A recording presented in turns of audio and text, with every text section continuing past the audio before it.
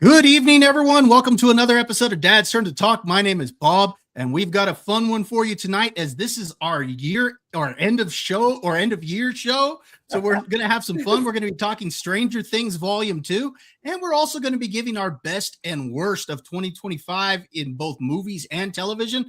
Now, we are short of Dad tonight, but it is okay because we have a pinch hitter with us tonight. You play ball like a girl! We have the one and only Lily back with us tonight, the honorary dad. How are you doing with Lily? It's good to have you with us. Hey guys, what's up? I'm filling in for Derek Hi, Lily. so he can't be replaced, but I'm here. Tonight he's going to be replaced. You made the decision. Aw, but all of you are irreplaceable. Well, thank you for joining us tonight. I know you have a lot to talk about on this topic, so we're gonna have some fun tonight. Oh my gosh, yes. Oh God, I finished. All right, Lily. Before we get to Derek, because we do want to mention Derek, but we're going to introduce my other co-host, Josh. We are at another end of year show. How are you doing tonight? I am good. I am sorry that I missed last week. I know, Bob, you missed me terribly. It was not the same without me, but I am back, and it's going to be our best show of the year tonight. Well, tonight, as I said, we are short of Dad. Derek is in Hawaii, same place he was last year and earlier in the year. But Derek did send us some end of the year's greetings, and so I want to share that with everybody as Derek is having a good time. Oh my gosh. So, oh my gosh, I love this.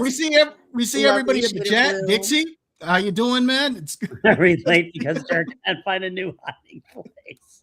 Beloved, we see you in the chat. It's good to have you with us tonight. We also had Meister show up a little earlier. Glad you could join us tonight as well. So we're going to have a good time. We will be checking in on Derek a few times throughout the night to kind of see what he's up to. In fact, let's go ahead and check in with him now. Derek, what are you doing right now?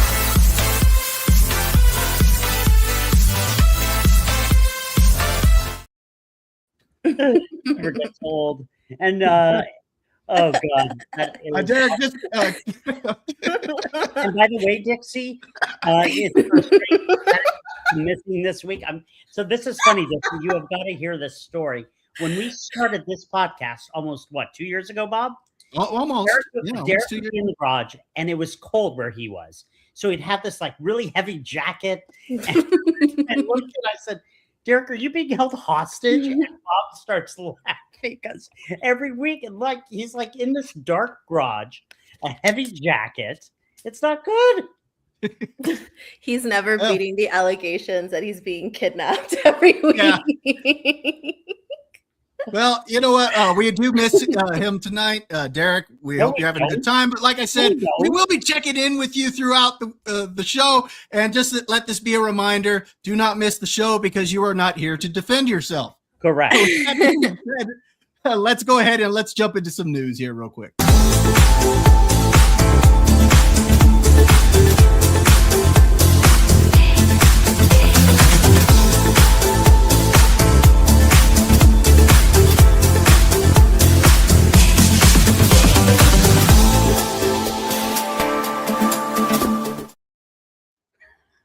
All right. We wanted to go ahead and take a final look at the studio's box office numbers for different studios, and we'll actually get to that in a moment. And we also want to kind of talk about the Madden teaser trailer that dropped. We won't actually watch the trailer, but we do want to go ahead and talk about it. I do have an article with that, so we'll have some fun. Yeah, beloved. Yeah, Derek's part of that show, so. But anyway, let's go ahead and let's get into some news here. And I thought this was kind of an interesting article here. This actually looks at the box office winners and losers for 2025. And as you can see here, It's we're actually going to give a report card. Talks about how Warner's bets pay off, Disney scores, but Marvel struggles. Tom Cruise can't save Paramount. Now, I'm not really going to get into the full article. I want to scroll down here to something specific, and this is where they're going to be giving the annual report card for the major studios as well as A24. And so we're going to go ahead and kind of get into that. And we'll just go one by one and then kind of talk about it if you guys have any comments on that. So first off, let's look at Disney. The highs for Disney this year included Lilo and Stitch, which made $1.03 billion against a $100 million budget. That's not actually including marketing. That'll be the case with all of these budgets here. Zootopia 2 still counting, but it's at $1.31 billion right now against a $150 million budget. Freakier Friday was actually a high. Good movie. Because it made $153 million against a $42 million budget. And I didn't really see a ton of marketing for that. So I can't anticipate the marketing cost being super high.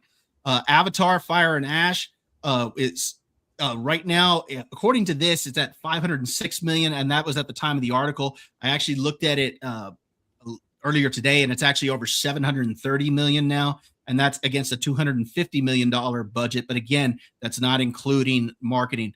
The lows included Captain America: Brave New World, which made $415 million against a $180 million budget. That doesn't seem too bad, but when you count marketing and all the reshoots, which aren't included in the budget, that's not very good, especially because it's a Marvel movie. You're hoping for more. Snow White, $205 million against a $250 million budget. Wow. Elio, $154 million against a $150 million budget. Tron Ares, $142 million against $180 million. Predator Badlands, because Disney does own Fox, $181 million against a $105 million budget. And Ella McKay, $4 million against a $35 million budget. That's terrible, $4 million. Basically, the takeaway from this is that Marvel is struggles, but Disney did get $3 billion films because we're expecting Avatar to make $1 billion. The overall grade for Disney, they're giving a B. What do you guys think about Disney before we get into the other studios? Any highs or lows or anything that you think about this? Lily? Oh, I think they're being a little bit too generous by giving it a B. I don't know. Because if you look at it, I mean, just by scrolling the article, look at how many like good movies they actually put out versus all of the bad movies they put out. Right. Yeah. Like it wasn't like you could just kind of scroll through it, and it's not that many that actually did very, very well. And I But think they the have only 2 billion movies. They have 2 movies that made over $1 billion. I think that's why they gave it. Well, and they're expecting Avatar to make over $1 billion, and it's at $730 million. I think they're expecting it because of the overseas that it'll probably break $1 billion by the end of this weekend. But it is going to be well below the last 2 Avatar films. Oh yeah. I mean, that's kind of expected that that the Avatar movies are going to make $1 billion.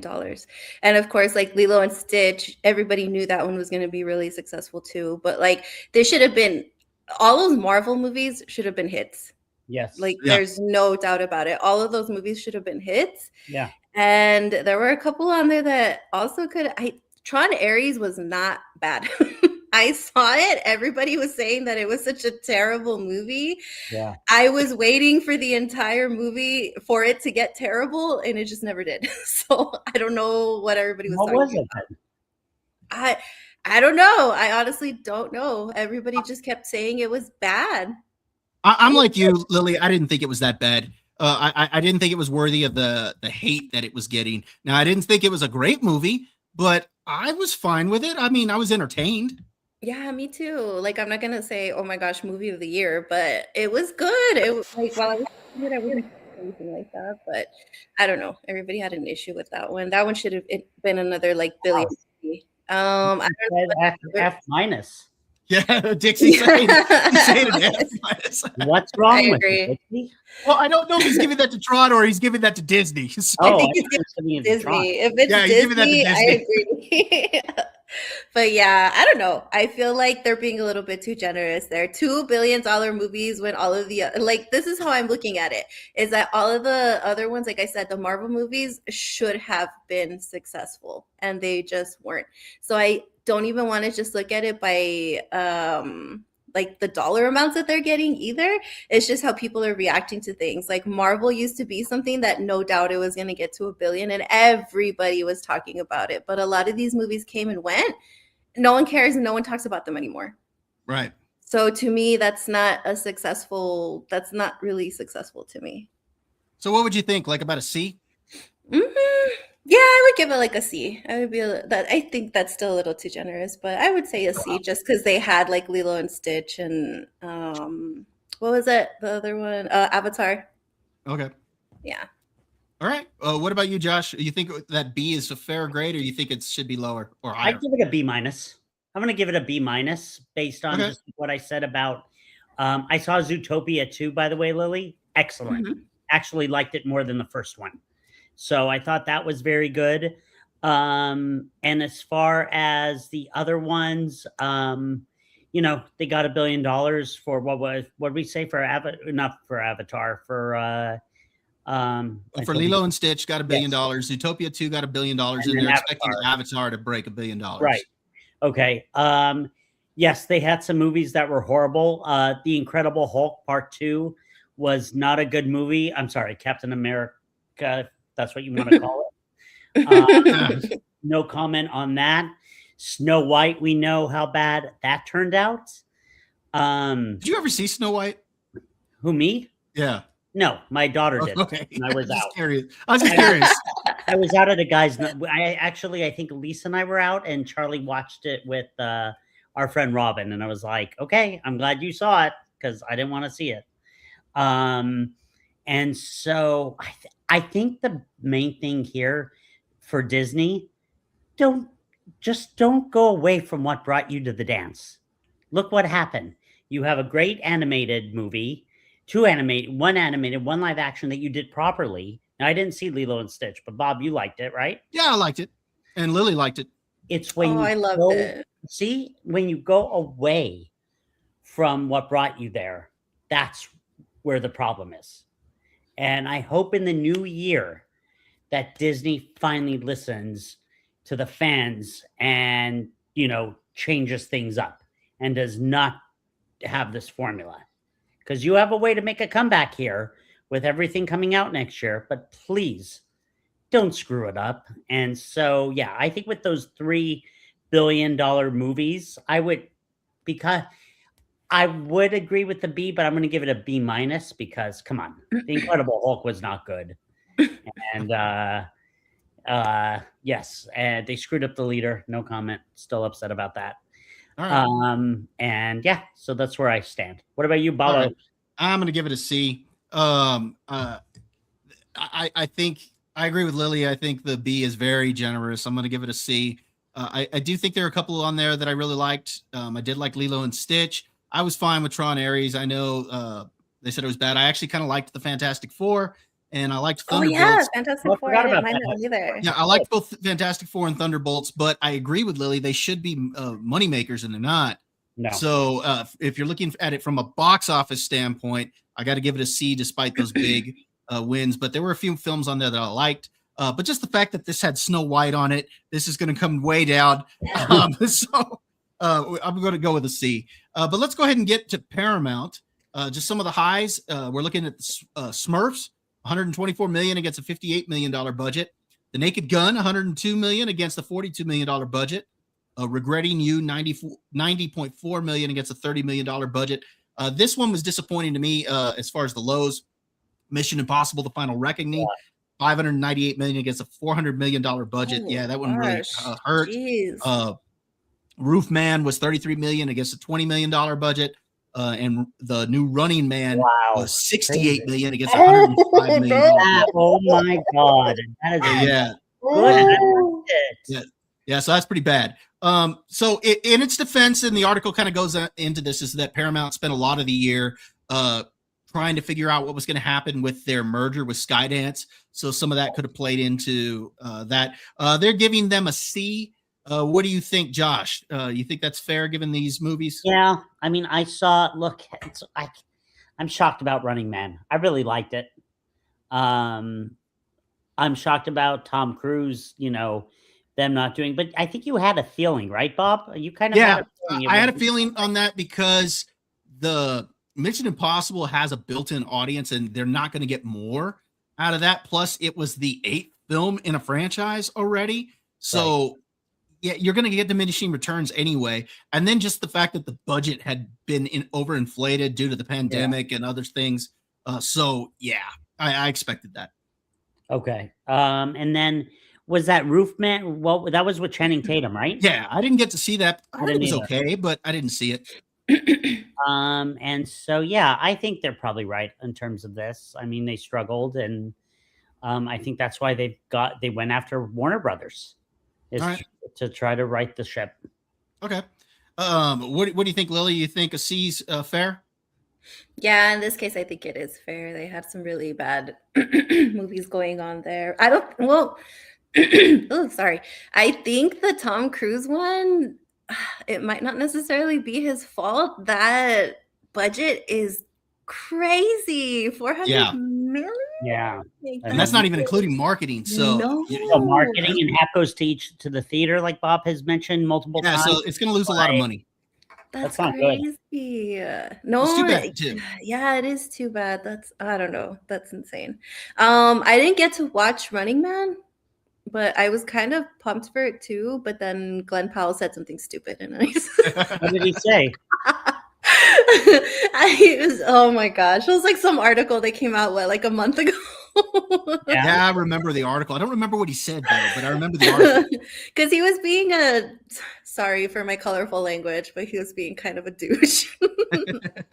That it was like that he was at a Hollywood party, and that there was another actor who came to ask him for a picture, and they took a picture together, and then afterwards Glenn Powell was like, "Oh, I don't know, maybe you shouldn't post that," because apparently this other actor was somebody who was had been canceled, or that had a lot of yeah, they had a lot. So I thought it was Zachary Levi or somebody like that, and I thought that those were just some really Wow. did they not teach you manners? You don't say things like that. Even if that situation happened, just keep it to yourself. You don't have to be a douchebag and air it out to the world that you think you're so much better than everybody just because you're not cancelable or whatever. Yeah, he said something like that, and usually I don't let it affect me whether I go watch your movies or not, but Glenn Powell just seems so performative to me now that he's not authentic, and he's from Texas, so I know what my Texas boys are supposed to be like, and he's not one of them. He's not one of them. He's so inauthentic. So, all right, so you're saying a C is fair. Yeah. For me, I think a C is fair simply because of how much money you lost on Mission Impossible and The Running Man. I liked a lot of these movies. The Naked Gun I liked Mission Impossible. I liked The Running Man. I didn't see some of these others on this list, but I just from what they lost, yeah, C I think is fair. Yeah. So let's get into Sony here. We're looking at Demon Slayer Infinity Castle, $664 million against a $20 million budget. Chainsaw Man made $153 million. One of Them Days, $51 million against a $14 million budget. Karate Kid Legends, $117 million against a $45 million budget. 28 Years Later, $151 million against $60 million. I Know What You Did Last Summer, 64.8 against 18 million. Materialist, 71 at the international box office. Some of the lows. Sorry, Lily. No. 32 million against a $42 million budget, and a big, bold, beautiful journey, 20 million against 45 million. What the article points out here is that they really didn't have any home runs, but they didn't really have anything that tore them up or anything like that. So they gave them a grade of a B. I would tend to agree with that. I think that's a fair score. Some of those movies I think are kind of forgettable, but I did find Karate Kid Legends a little disappointing because I was hoping for more, especially after Cobra Kai. It wasn't what I had hoped, but yeah, I see you there, Dixie. A lot of these movies are forgettable, so I wouldn't be surprised if a lot of people didn't see many of those. So I think a B's fair. What do you think, Lily? Yeah, I would say that a B is pretty fair too. Can you scroll a little bit up to see Yeah, sure. I'm trying to see if I saw any of the ones that actually made really good. I didn't either. I didn't see any of those movies, Dixie. None of them. Oh no, actually, no, I'm a liar. I did see 28 Years Later. You know what? I actually really like that movie too. I know that one had like a little bit of a drama with people too, that they said they didn't like it and they didn't understand it, but I loved it. So I did see that one. Oh, caught stealing. Yeah. I think I've already talked about that one way too much. It was the fault of the studio. It's the studio. They have it out for Austin. Jeez. But yeah, no, a B's fair. All right, what do you think, Josh? You think a B's fair for Sony there? I'm gonna say yeah. I didn't see any of these movies. I didn't. Wow. I didn't see one of them, but You guys, yeah. you didn't see any, like hardly any of them. I think that's any an of them. F score then. It should be an F because none of us saw any of these. Like I the ones I saw on this list, I saw Karate Kid Legends, I saw 28 Years Later, and I saw Caught Stealing. Those were the ones I saw. That's crazy. Yeah, for like me and Josh too. I only saw 2 of those also. Like that's crazy. That should be a big old F.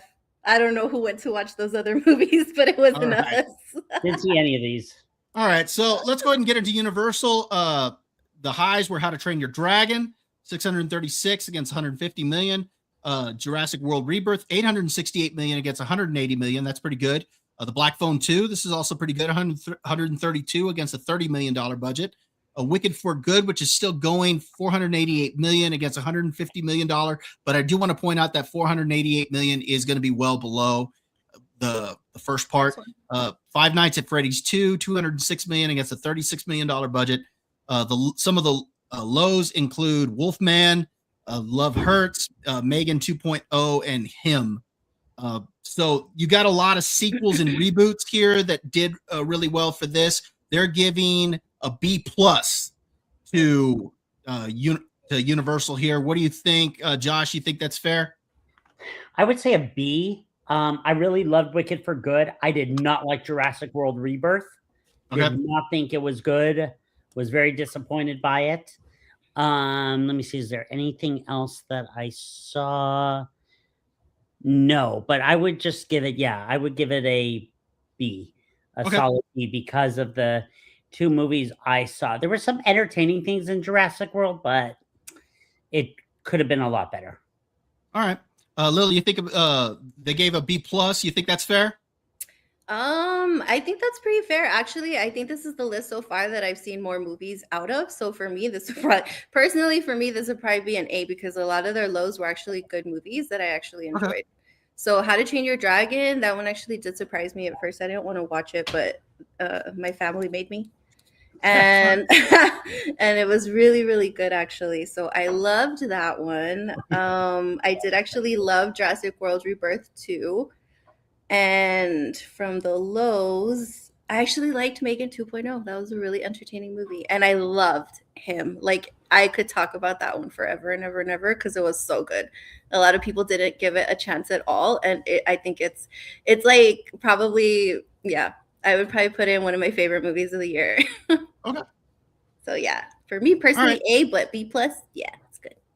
All right. I agree with the B plus. I think I'd probably give it an A minus. Josh, Dixie is worried that you're off your medication. So Funny, Dixie. But yeah, I would probably agree with kind of a B plus, A minus. I think that there's some good films here. I wasn't a big fan of Jurassic World Rebirth, but I have been on record saying that although I didn't particularly enjoy it, the people in the audience that I saw it with, they all really liked it. So yeah, I can't deny that. And yeah. Oh my God, why did he not like it? No, Blade blasted Sinners. What? That was a good movie. What everyone thinks about it. Okay, that is weird. Okay, I'm just gonna say it. Well, we'll actually talk about that when we get to our best and worst, just because I do think Sinners is worth talking about. So we'll get to that, and actually we can kind of talk about that right now because we're getting into Warner Brothers here, and Warner Brothers, the Minecraft movie, 958 million, so just under $1 billion. Sinners, 367 million against a $90 million budget, so really good. Final Destination Bloodlines, 315 million against $50 million. F1, which I really liked, 631 million against a $250 million budget, but that was actually fronted by Apple. So you get Superman $616 million against $224 million, and Weapons very good at the box office, $268 million against a $38 million budget. Some of the lows include Mickey 17, $133 million against a $118 million budget. Alto Knights, which I heard was pretty bad, $10 million against a $50 million budget, and One Battle After Another, $204 million against a $140 million budget. So this was actually a good year for Warner Brothers. They are giving them an A with some of these, and I would probably agree with an A based on what some of these made as opposed to their budgets. So what do you think, Lily? You think that's worthy of an A? I think so. Just taking my personal, like, because Minecraft movie, I didn't watch it. So I did see Sinners, Final Destination, Bloodlines, and I saw Weapons. And just those 3 movies alone, I think were fantastic. And they made a lot of money on those. And then just filling in with the other ones.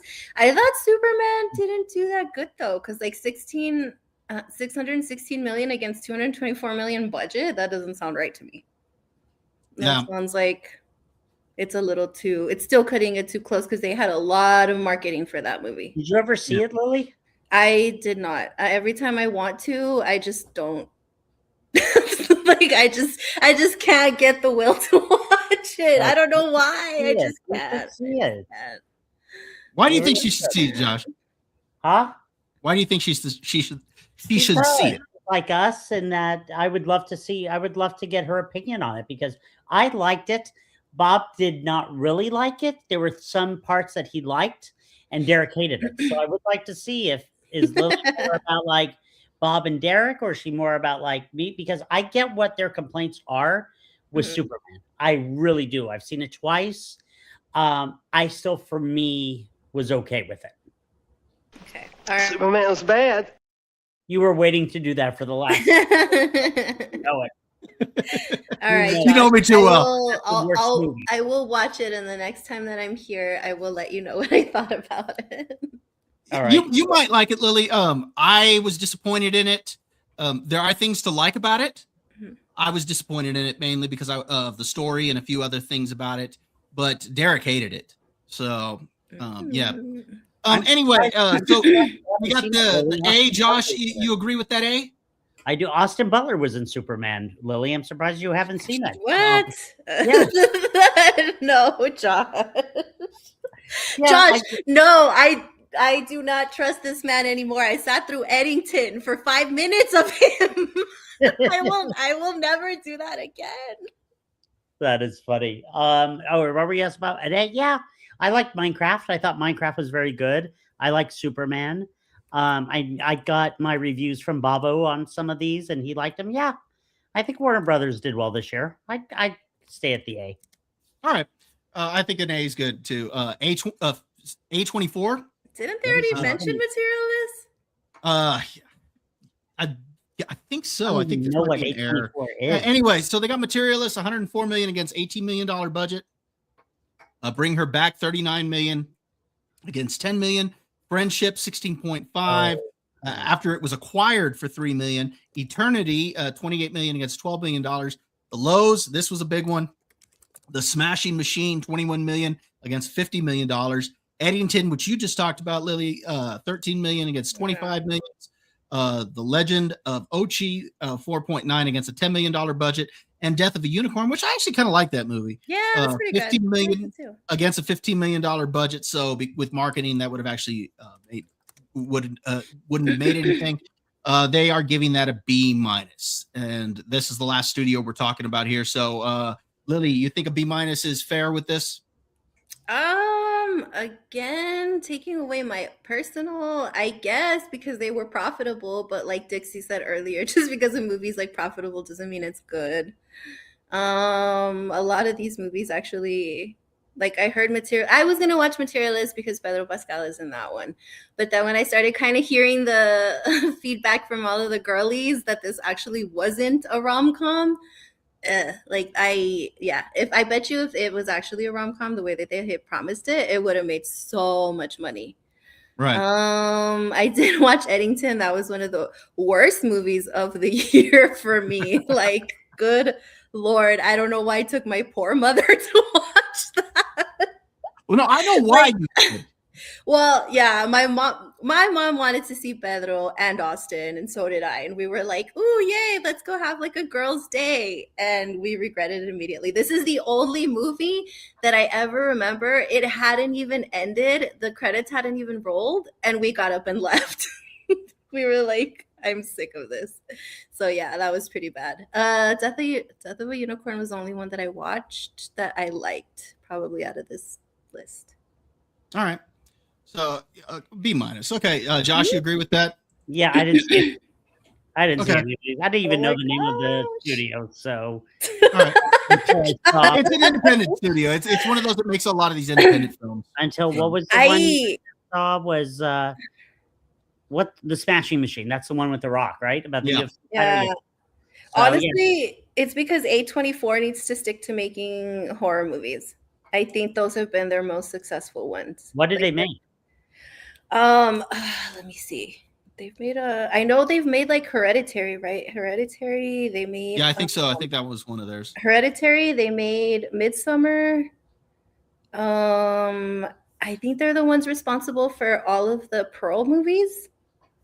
But like they've put out some pretty good horror movies. I don't know what they're doing, like branching out now, I guess And trying the thing is different those are things. easy to make. They're cheap. Mm-hmm.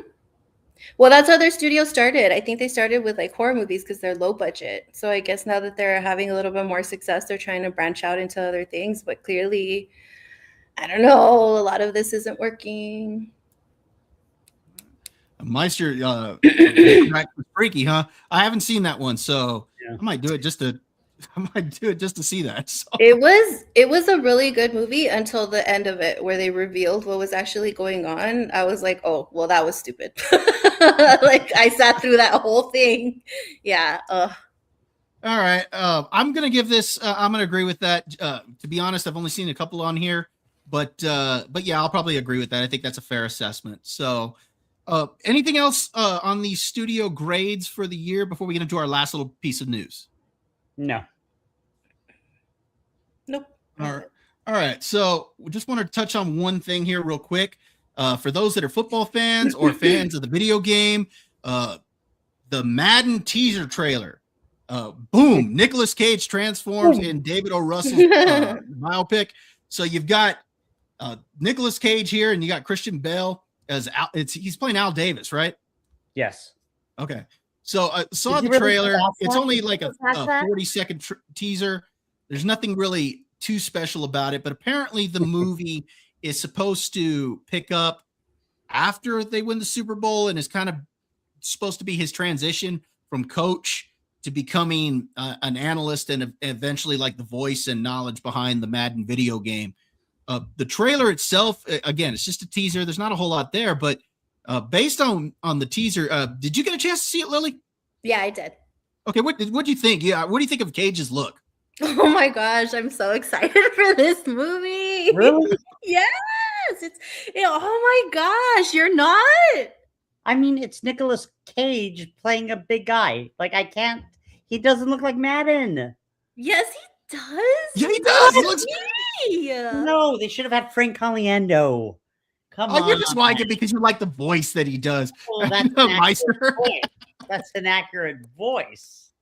Okay, Look at- but no, because you can't have Oh. somebody that's like Oh. doing an imitation. They have to be Yeah, no, someone I like his look, and with Cage and Christian Bale, this could be kind of interesting. And then what's her name? Is playing his wife. Where is it? Was it Sienna Miller? Catherine yeah. Hahn. Oh, Catherine. Yeah, Catherine Hahn's playing his wife. That's funny. So this could be kind of interesting. He does look like him. Wait, first of all, I'm shocked, Bob. Did you really ask if that was Al Davis and Christian Bale? Who else did you think he was playing? No. I asked if he was playing Al Davis. Of course he is. Look at him. See, that looks good.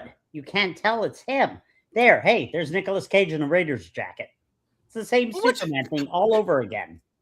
It looks fine. He Boom. looks good. Yeah, I don't know what your problem is with his look, Josh. I think it looks good. As long as he's like, boom, tough acting to acting. Yeah, but yeah, I think this could be kind of an interesting movie. I'm looking forward to seeing the interpretation on John Madden's life and the kind of the focus of it. Just the fact that it's supposed to kind of be after the Super Bowl, because I was wondering what they were going to focus on, if it was going to be him going to the Super Bowl or if it was going to be afterwards or how they were going to do it. Right. I think that's kind of an interesting focus. I've had every Madden game since 1995, and if it wasn't for Madden, I would not know as much about the ins and outs of football as I do. I mean, Bob and I would watch things, but we would definitely play the video game a lot. And I agree with Dixie. Yeah, I think it does look better in the actual footage when it's actually playing as opposed to the picture. I'll have to watch it again. But Madden was awesome. I grew up with Madden writing all over my TV, and I have very fond memories of that. That's good. Madden and Pat Summerall. Mm-hmm. I'm like you, beloved. He was awesome in Face Off. Peaches. Yeah, he was awesome in Face Off. So. He was. All right. So are you even looking forward to this, Josh? Yes, I've got really. Well, you sound a little disappointed. No, I will watch it. I got to go back and watch the trailer again. But again, you got to understand, I look at Nicolas Cage is a different type of actor where it's like if he's playing a brand new character, he's great. But like, I still think back about, they wanted him to play Superman, right? Lily? Of course.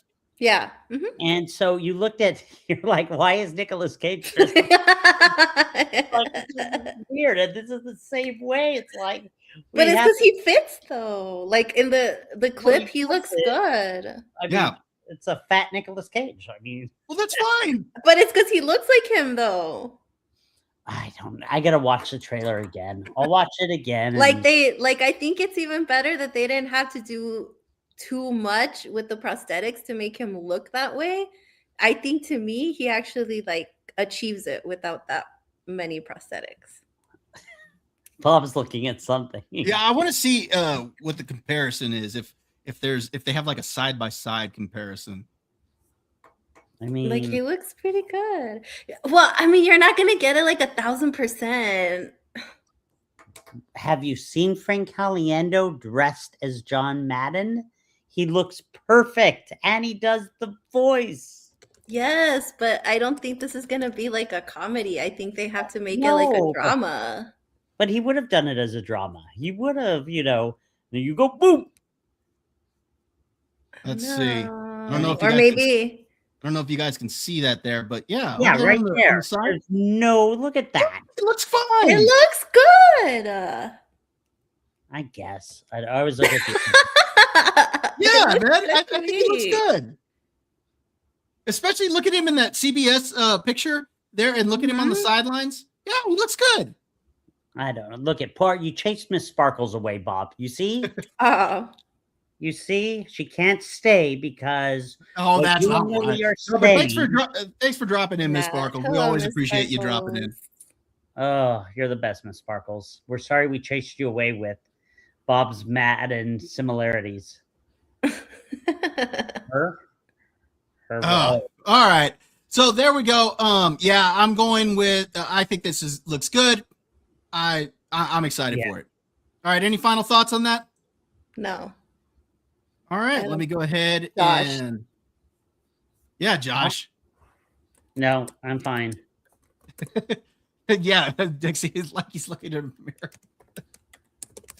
All right. So let's go ahead and before we jump into something else, let's do something a little fun here. All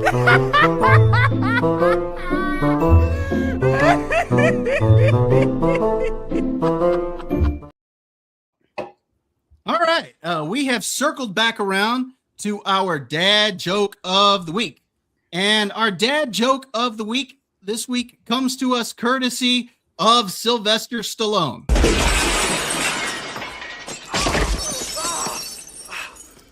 Glad you could drop in. Waka waka. Oh, God. All right, and so that is our dad joke of the week. Hopefully we'll get some good jokes up here. Originally, when I conceived the idea of the dad joke of the week, I was thinking, well, are we gonna read off a joke or are we gonna do it like one-liners from movies? And that's kind of what we settled on. So we'll keep it that, and hopefully we'll get some good ones. But we're gonna have some fun here in a moment. We are going to be going into our best and worst of 2025. Before we do that, let's go ahead and check in with Derek. Derek, how are you doing? What's going on over there in Hawaii?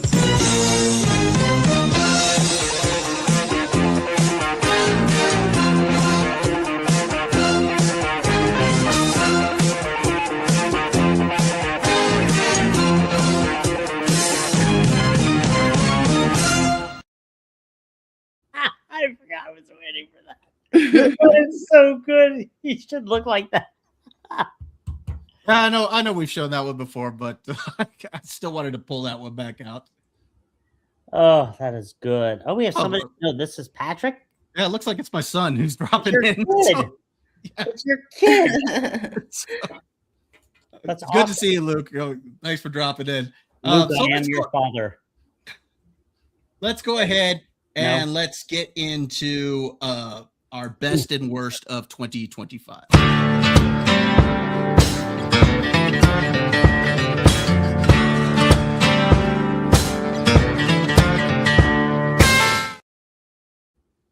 All right. We are at the end of the year, which means we want to go ahead and get into the best and worst in movies and television for 2025. Now, for this, we kind of each came up with our own list of like 5 different movies for both best and worst, and 5 different TV shows for best and worst. I actually probably have a few more on each one, but yeah, well, let's go ahead and let's get into this. Let's start off with our best in television. So, Josh, we're going to start with you. What are your best in television that you have seen this year? And I need to preface this by saying this is from what you've seen this year. What were your best? My best, Daredevil. I Okay. really enjoyed Daredevil. I loved covering it with you and Derek for those 2 months. Okay. Was Jaw's 50th anniversary. Oh no. Oh, that's good. And then I also, you never finished it, Bob. I loved Andor season 2. I thought right. they did a great job with definitely episodes 6 through 10. And I really, I have repeatedly watched those episodes. Now, Stranger Things, I don't know yet. Sure. I can't say anything yet because it's Okay. Fair. we'll cover with that. Was there anything else with TV or streaming? No, I would say those were mine. Okay. All right. So you weren't able to come up with 5. That was all you were able to get. Oh, not it for 5 in each. Yeah, no, not for that one. Okay. No, none of All right, them. Lily. What did you think was the best in TV that you saw this year? I think I would put, let me see. I guess not in order, but I would do The Pit, Welcome to Derry, Landman, and I did actually like the monster Ed Gein. Okay. Yeah. So those would be, I didn't come up with 5 either. I mean, unless I can throw in Tulsa King in there also. I would. I Season throw 3. Yeah. Also. Okay. So I think those would be my top 5. Yeah, I didn't. What was that? Ed. What was it again? Ed Gein. Ed Gein, Gein. the monster. Yeah, I didn't get a chance to see that, but I heard some pretty good things about that one. Well, everybody was kind of like torn with that one too. That remember how it wasn't following like the story, but then you have to remember that what's his name? He's trying to entertain you. If you actually want something that's a little bit more accurate, like watch a documentary. Okay. All right. But yeah, I wanted to see that. It looked pretty interesting to me. I just didn't get an opportunity to catch it. So It's a lot. Like it actually is a lot, but I thought it was entertaining. I liked it. how would you compare that to some of their other ones that they've done, like on Dahmer and some of the others? Do you think it ranks up there with those? I think I actually like this one a little bit more just because they took a little bit more liberty on it. and put in a lot of really crazy things that you're like, oh, okay. Okay. All right. Meister, he's chiming in here. Resident Alien. I've never seen Resident Alien, but I've seen the trailers for it. And Ghosts. I heard about Ghosts. Same thing. I didn't get to see that one.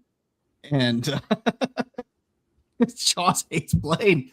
That's funny. Poor Blade. He's never going to live that one down. Never. All right. For me, the best in TV. I'm going to be honest. I had 8 different ones here. Yeah. So for me, this is not in any particular order. I really liked The Pit. I thought The Pit was an extremely good show. I liked the real-time format, and Lily and I will both tell you I think it's pretty accurate as far as when it comes to medical dramas. So I like The Pit a lot. Welcome to Derry, I thought was really, really good. I was not expecting it to be that good. I had a good time with that one. And it was freaky. Bill Skarsgård was great. Once again, as Pennywise. Overall, I had a good time with that one. Tulsa King season 3, I thought was really, really good. I had Stallone as a gangster. Robert Patrick in that one. Samuel L. Jackson is on this season. So I think that was really good. Also, Landman, I'm going to say season 1, because even though it came out last year, it carried over into this year. The last 2 or 3 episodes actually were in January. So I'm going to say Landman season 1. As far as season 2 goes, the jury's still out on that one for me. But I am seeing mixed amongst the audience, but I'm enjoying it so far. But there's still some more episodes to go. So I'm saying season 1, though. Mobland. I thought Mobland was really. Yeah, I forgot about Mobland. That one was good too. I had a good time with that one too. I thought Tom Hardy and Pierce Brosnan, they were fantastic in that. And Helen Mirren, she just kept ticking me off in that show. I kept wanting her to get it, but yeah, she was like the puppet master, kind of manipulating everything behind the scenes. So Mobland was really good. A couple other shows that I really liked. I liked House of David. I really enjoyed that. I would put up the battle scenes in that show. I would put up against any big budget production. And the thing I liked about that one is we actually got 2 seasons of that this year. We got the first season in February, and then the most recent one came out, I believe it was in September. So that was pretty good. Dexter Resurrection I liked. I thought it was a return to form after New Blood. This was more along the lines of what I had hoped Dexter New Blood would have been. I really liked Dexter Resurrection, and I liked American Primeval. That was really good. I saw that at the beginning of the year, and it was dark, gritty Western. I had a good time with that one. Hey, Bob, I forgot one that I missed that I liked for TV, Cross. Okay. Which is coming out with a new season in February, so I'm excited about that.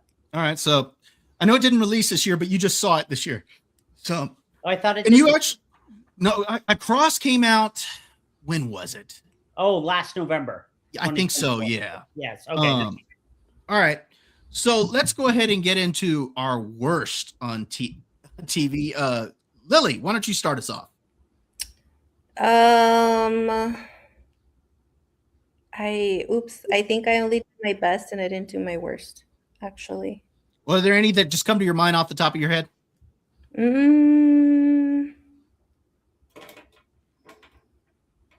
I guess Stranger Things. Okay. Wow. You can join me on mine, Lily, if you would like. Yeah. You join me on mine. My All right. Alien. Go ahead. Alien was That one was horrible. That show, the fact that you made me sit through that show, Bob, for those many months and nothing happened and it was boring and it just made no sense to me. And I waited and waited and waited for it to be good. And you kept saying, oh, the original Alien was slow. No, it wasn't. Yeah, it was. The original Alien is a slow burn. This was incredibly slow. It literally, I'm like, sorry, I just fell asleep again. Just even thinking. Hey, in all fairness, Josh, though, you fall asleep on anything. So that is true. But this let's be fair. At my phone, and I couldn't comprehend handed, and it just was not good. So, Lily, you can join me on this one. I don't know if you saw it or not, but it was brutal. Even Bob didn't like it towards the end. I am not watching season 2. I can't believe they renewed it. I don't care what Bob says. I'm going to tell the entire chat I am not watching season 2. Derek and Bob can watch it as many times as they want. I will not be watching it. And that is it. Thank you and good night. All right. You got any others? I actually didn't like it because I didn't finish it either. Exactly. You should not have finished it. You shouldn't have even started it. It was that bad.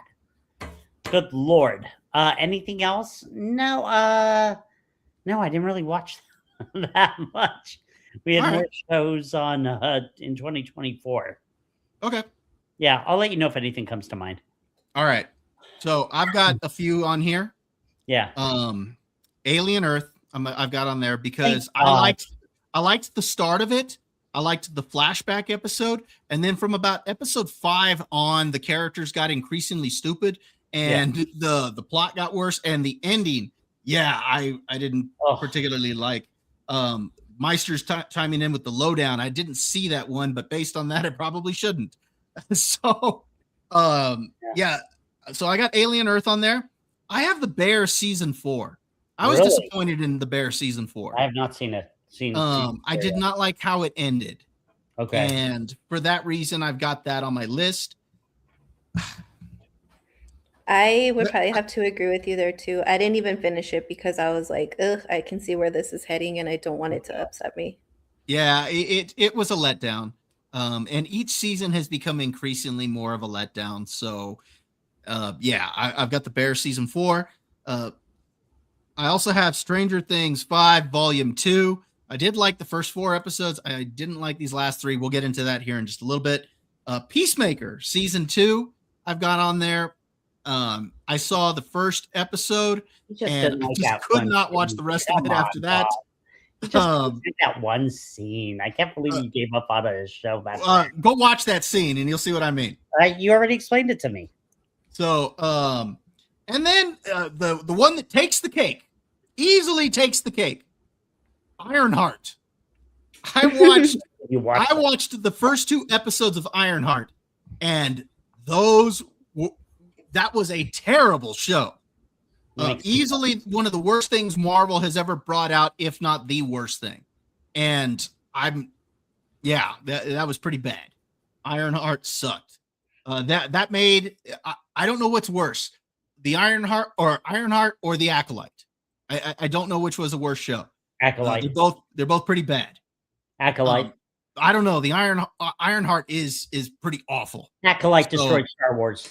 Destroyed history. No. The Star Wars was already dead. But it made it even worse. So, but yeah, I'm going with that. So that's my list on the worst for TV. Now let's get into movies. Okay. Lily, let's start with you. What were your best movies that you saw this year? I hope you're on mute. Oh, oops. In no particular order, 28 years later, Jurassic World Rebirth. Of course, probably my number one of the entire year is Frankenstein. All right. And then I have Lilo and Stitch, Sinners, The Ugly Stepsister, Weapons, and Him. All right. So I was able to come up with some movies for that one. All right. Josh, what about you? What do you got for your best movies? I have a ton. I loved Naked Gun. I laughed so hard in that movie.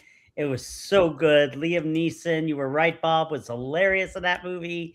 The chemistry with him and Pam Anderson, it was fantastic. It's one of my favorite movies of the year. I loved Wicked for Good. I know you haven't seen it, Bob. I think they closed the story just how it should have been, just like it was with the musical. I want to see it again. I think it's going to be it's rent already, so we might rent that again. Really like Zootopia 2 that we saw last week. Thought it was a very good movie, very cute. Loved Frankenstein. We talked about that for a very long time on this podcast, and I had just forgotten about it. So thank you, Lily, for letting me reminding me on that one. I liked Running Man. I enjoyed Okay. Running Man. I thought Running Man was very good. Um, Part of me thought I liked it more than the original one. So I don't know what it was. And then Fantastic Four, I liked. I definitely liked it much better than I, excuse me, thought I would. And I liked Superman. I thought Superman was okay. I know it's again, there were things I would change about it, but again, I enjoyed it. When I, saw it, I've seen it twice. Let's see, is there anything else? No, I think that was pretty much. I really enjoyed most of the movies I saw this year, except for one. Josh is easily entertained, I guess. No Dixie. It's just these movies were good, and I don't know how much of those you saw, but yeah. So I am All right. easily entertained. All right. My best on the F movies. one, F1. Okay. Frankenstein. Frankenstein is going to be at the top of my list. Okay. I think when it came down to it, I think Frankenstein just edged out the top spot. This is not necessarily ranked, but I am going to say Frankenstein was my favorite movie this year. I kind of had to think about that one. It got real close with the next one on my list, and that's F1. But I think Frankenstein just edged it out a little bit. So Frankenstein, F1. I really liked Ballerina. I don't think that it's necessarily like a great movie or anything like that, but I just thought it was a lot of fun. I had a good time with that one. I thought it had some good action. She at no point did she feel like a girl boss or anything like that. I thought it was a really good time. So I had Ballerina's on my list. I really liked Warfare. I thought that was a pretty intense movie.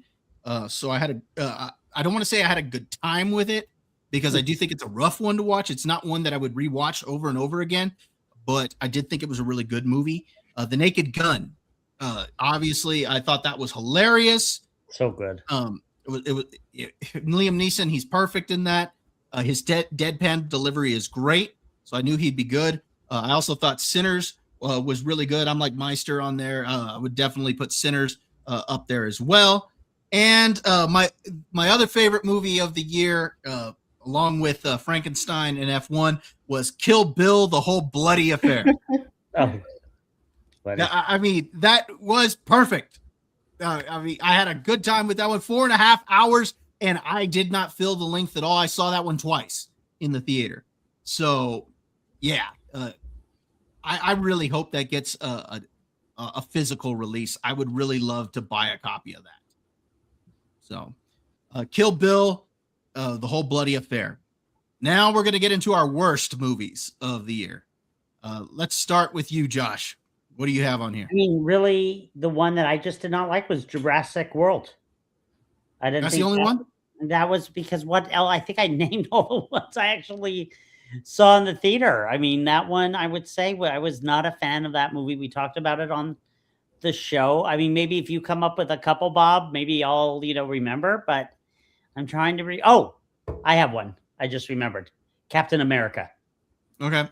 I did not like Captain America. I did not think it was good. I thought I'm a diehard Hulk fan, and I thought it was an insult to the entire Incredible Hulk story.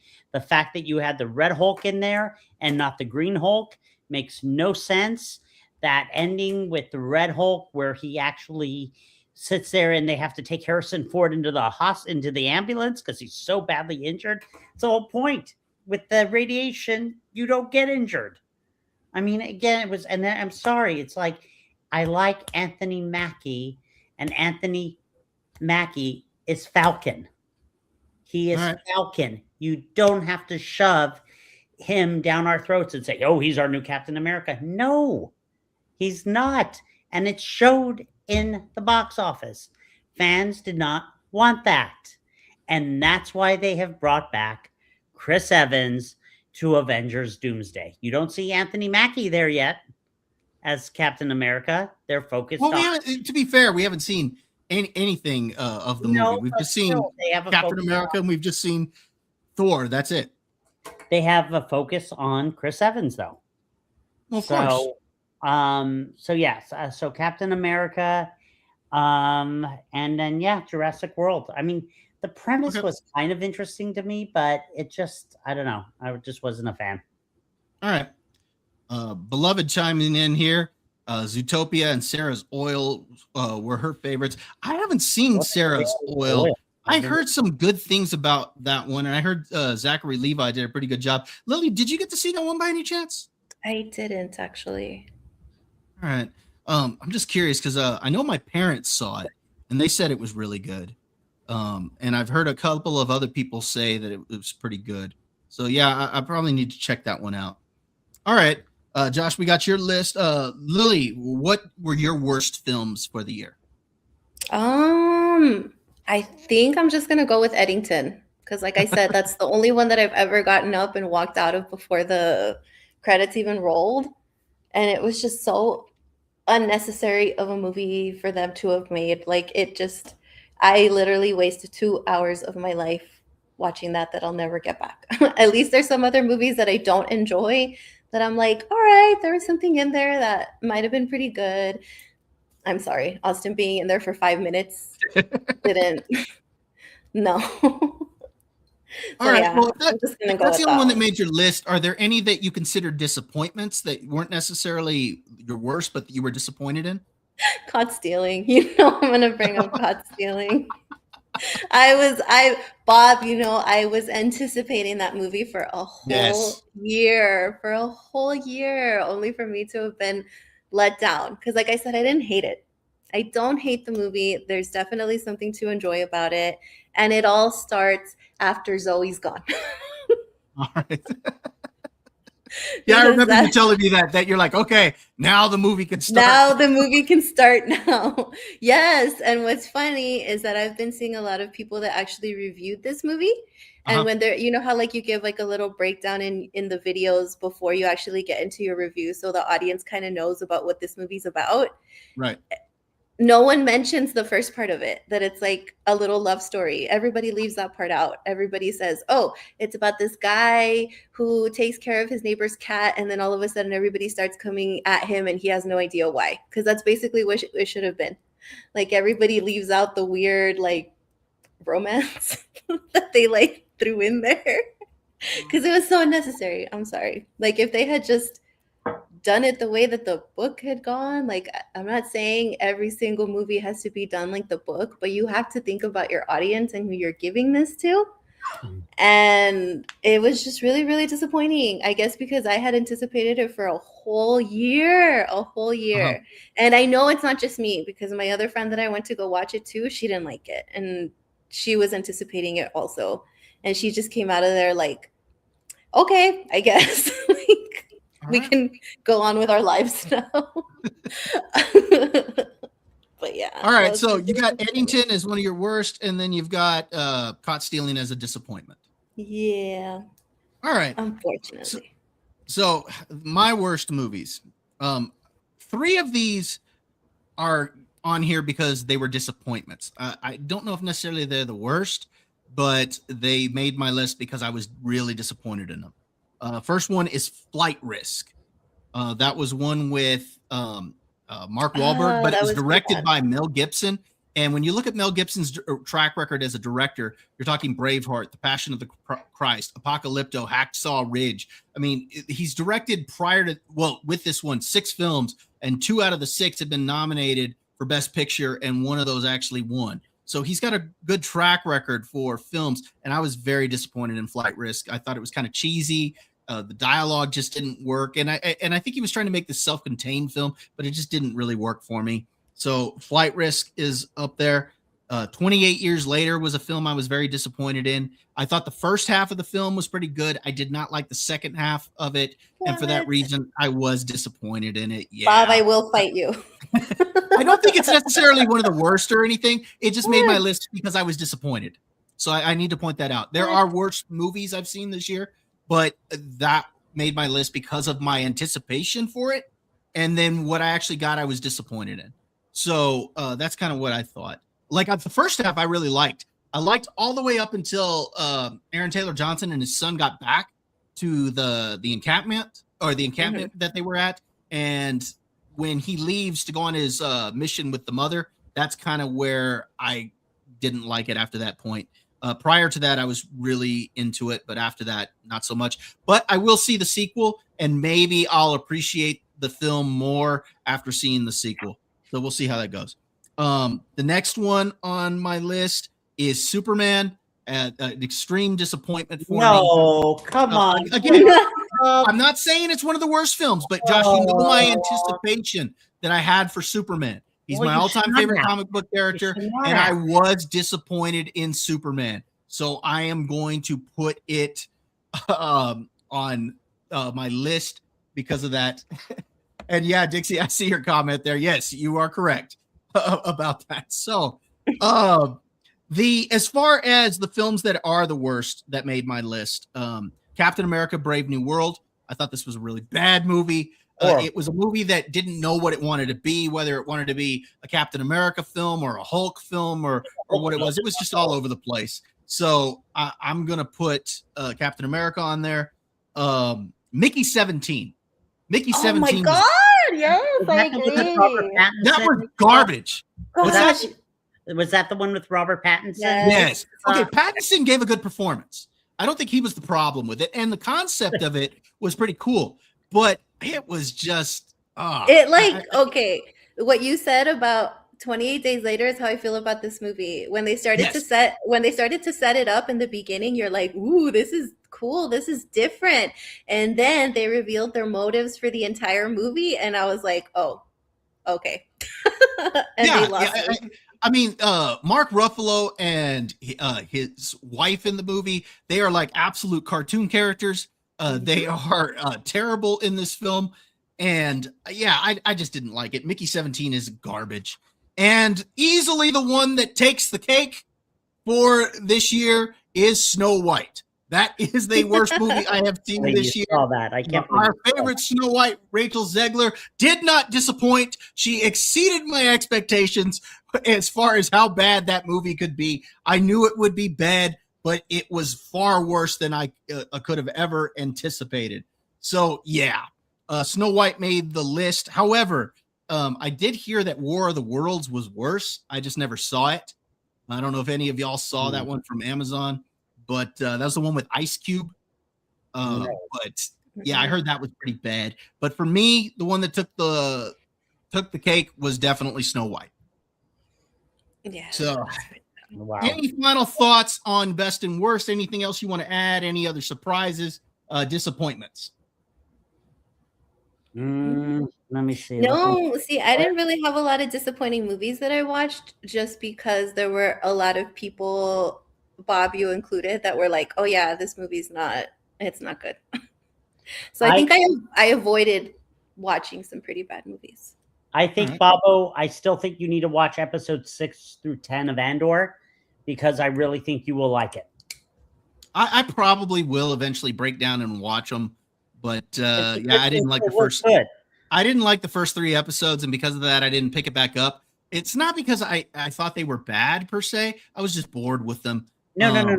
6 through 10 picks up fast, and it's very good. So. All right, maybe I'll get, like I said, I'll probably end up giving it a shot at some point. But anything else? No, that's it. All right. Sucked. Sorry, was that my outside voice? Yeah, he can't help himself with that one. Yes, thank you, Dixie. Thank you. By Gunn. Yeah, I understand you, Dixie. However, it was James Gunn doing it. Like everyone's you desecrated him. So there you go. It's James Gunn. Look what he did with Creature Commandos. He's crazy.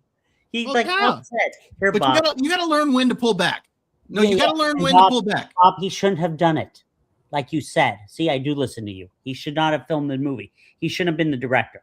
They should have had somebody else because you were going to get Guardians. Thank you, Dixie. Yes, I agree. It ended except for Rogue One and Andor. I did like Rogue One, but Andor I thought was kind of. I thought the first season was good. Second season, I saw the first 3 episodes, but again, I'll probably check them out. All right, you got anything else, Lily?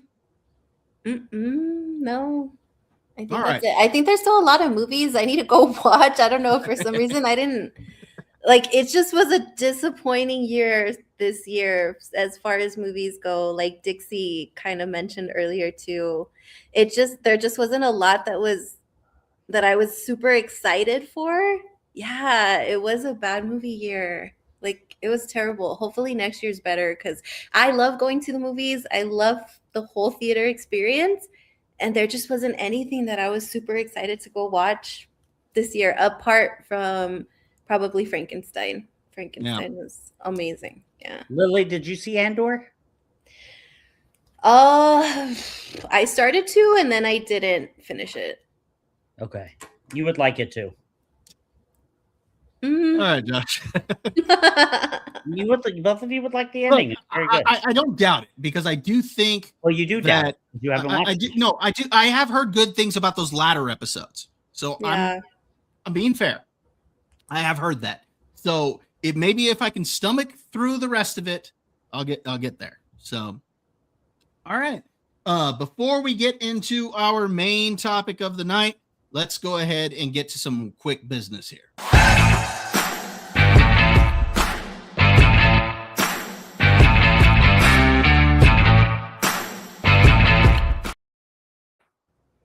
I'll tell you what, this has been a great season. That is all I can say. This has been a great season. It has not been very good for Josh and Derek. You bunch of losers! Why do you always All right. say me first and not Derek? Why don't you say Derek and Josh? Josh, shut up. This must. So let's get into this week. We actually didn't have fantasy football last week because of a technical issue, but we're back this week. And Josh, once again, you came in last place. Oh my god. Why? So you went with Drake May. He was really good, 32.44 yeah, points. but what happened? You had James Cook, who was a bit of a letdown again, 8.7. Every time you play him, he lays an egg. Everyone I pick, I am the fantasy killer. Like everyone I pick, watch. Cook will have 40 points next week. Dowd will have 80 points. It's ridiculous. Rico Dowdle, 9.3. T. Higgins, 9.9. Jerry Jeudy was fine with his price point, 10.4. Cooper Kupp, 1.6. Fannin from got injured. The Browns. Yeah, you got unlucky with that. 11 points. McMillan from the Panthers, 1.5. Your final score, or the Patriots defense, 7 points. Your final score was 91.84. Final verdict? Oh, hello, B.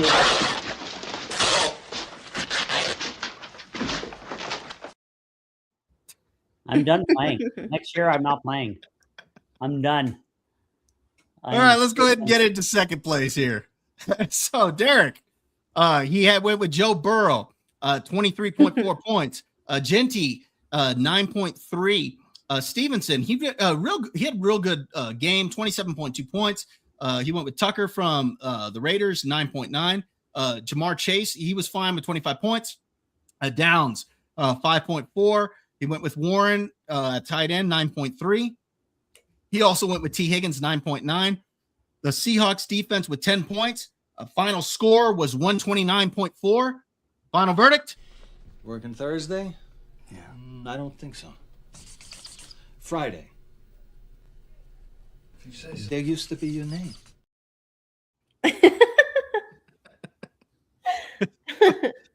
So, yeah, it didn't go well for Derek. But back in first place, as usual, our champ for the week. God, this is ridiculous. Trevor Lawrence, I went with the quarterback, 24.12 points. Chase Brown was excellent for me, 32.1. Travis Etienne, 11.2. Parker Washington was a great play, 22 points. Rashid Shaheed, I got unlucky there. He did get injured at 1.8 points. Williams from the Patriots as my value play. He had 5 points, so he was fine with it at his price point. Trey McBride did fine for me as he got a lot of garbage time points, 23.6. Tracy from the Giants, 6.7. Went with the Steelers defense. They got 10 points. Final score was 136.52. Final verdict?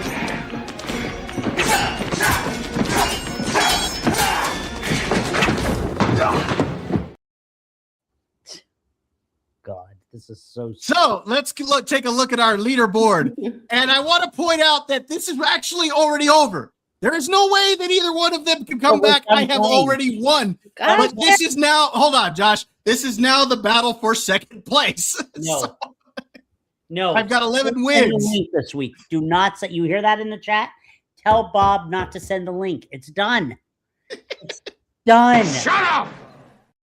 I don't All care. right, so I got 11 wins. Josh, you got 4. Derek with 2. This is not anybody's game. It's all out from here. We'll probably, because of how one-sided it was, we'll probably just finish the regular season and just for for giggles. And yeah, Giggles. that'll be yeah. I'm cutting that in half. So for giggles, so yeah, we'll probably finish that out and be Why done. don't we up for the ante season. a little bit? You want to up the ante? How about when the playoffs come, whoever wins that week gets an additional 10 points? Shut up! I thought it was a serious answer. It's over, Josh. You lost. So Why? You don't want to defend your Dixie. It is possible, Dixie, because they were terrible this year. Josh did win last year, but boy, you were awful this year, Josh. So why don't you put your money where your mouth is? Josh, it's over. You lost. So before we get into our final topic, let's go ahead and check in with Derek one more time. Or Derek, I believe he's at a beach party. Let's go ahead and look into that.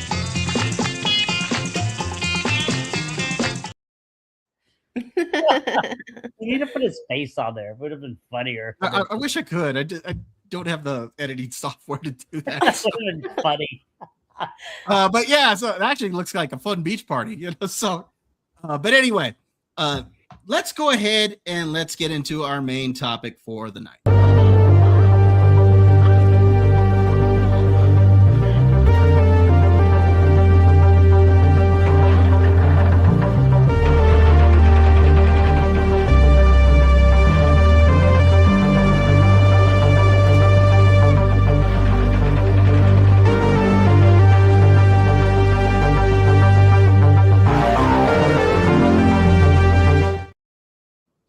Oh, I can't wait for this. I can't wait for Yeah, that actually might have been more entertaining than these episodes. Yes, that was a good edit. Sit back and relax on this one. Before we go ahead and jump into this, let's go ahead and throw this out there. Shut up! Shut up! Shut up! Shut up! So we're just going to talk spoilers right from the get-go. I'm assuming by now a lot of people have probably already seen this. Yes, Dixie, I think we're going to have the consensus here on this one. We did talk about Volume 1 a few weeks ago when it released, and all of us liked it. What do you think of Volume 1, Lily, before we get into this? I actually liked it too. Once they kind of gave us those first episodes and then they left us on that cliffhanger, I was like, oh, okay. I think they might actually pull this off and it'll be a really good solid season and it'll be a really good solid TV show. And boy, was I wrong when I started the new episodes. I was like, what happened? Yeah. So, Lily, should you be the main event or do you want to go first, ladies? First, because Lily, are you ready to talk about this, or are you you want Josh to go first here? I don't know. Maybe we should do quick thoughts, and then we'll all just start discussing everything that's happening. Just a quick overview, and then we'll go into specifics. Let's all say it at the same time. 1, 2, 3. Horrible. Yeah, you're probably not wrong there. Yeah, these were some episodes. Except that first one. I did not think episode 5 was bad.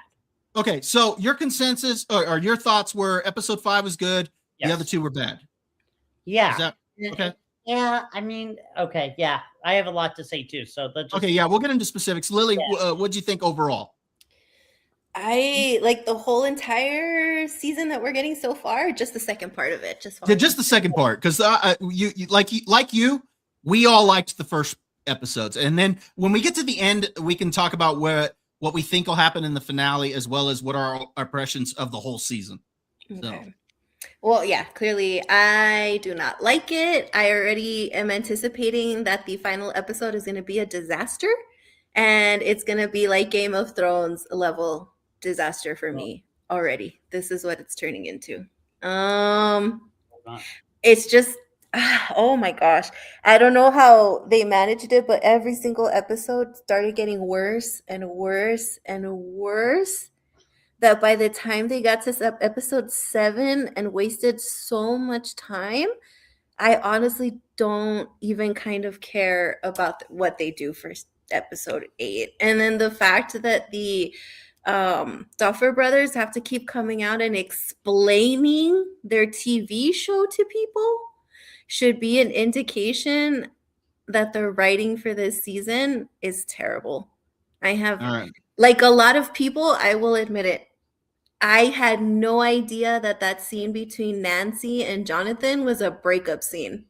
Okay. I So had no idea. okay. Well, I'm glad that you said that because I do want to get into that when we get into specifics. Yeah. Because me, I assumed that they had broken up, but Yes. yeah, but I did read where a lot of people weren't sure on that. So I'm glad that you're in that camp because you can tell us why you thought that. So Did you think it was a joke that they were? Because I thought it was quite obvious. Like Bob and I both were like, oh yeah, they broke up. So what? I'm curious, Lily. What was it? Because I thought that for the first time they were being honest with each other, and that's how they were moving forward with their relationship, because you have to be honest with your future wife or husband, and you're not always going to find everything cute about them, and there's going to be some things that bother you about them.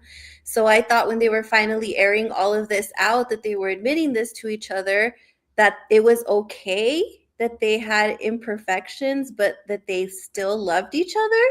But they threw the ring. Then, yeah, when he threw the ring, I was like, okay, what happened? Like, I don't understand what's happening. Like, they just, because they said they still loved each other, right?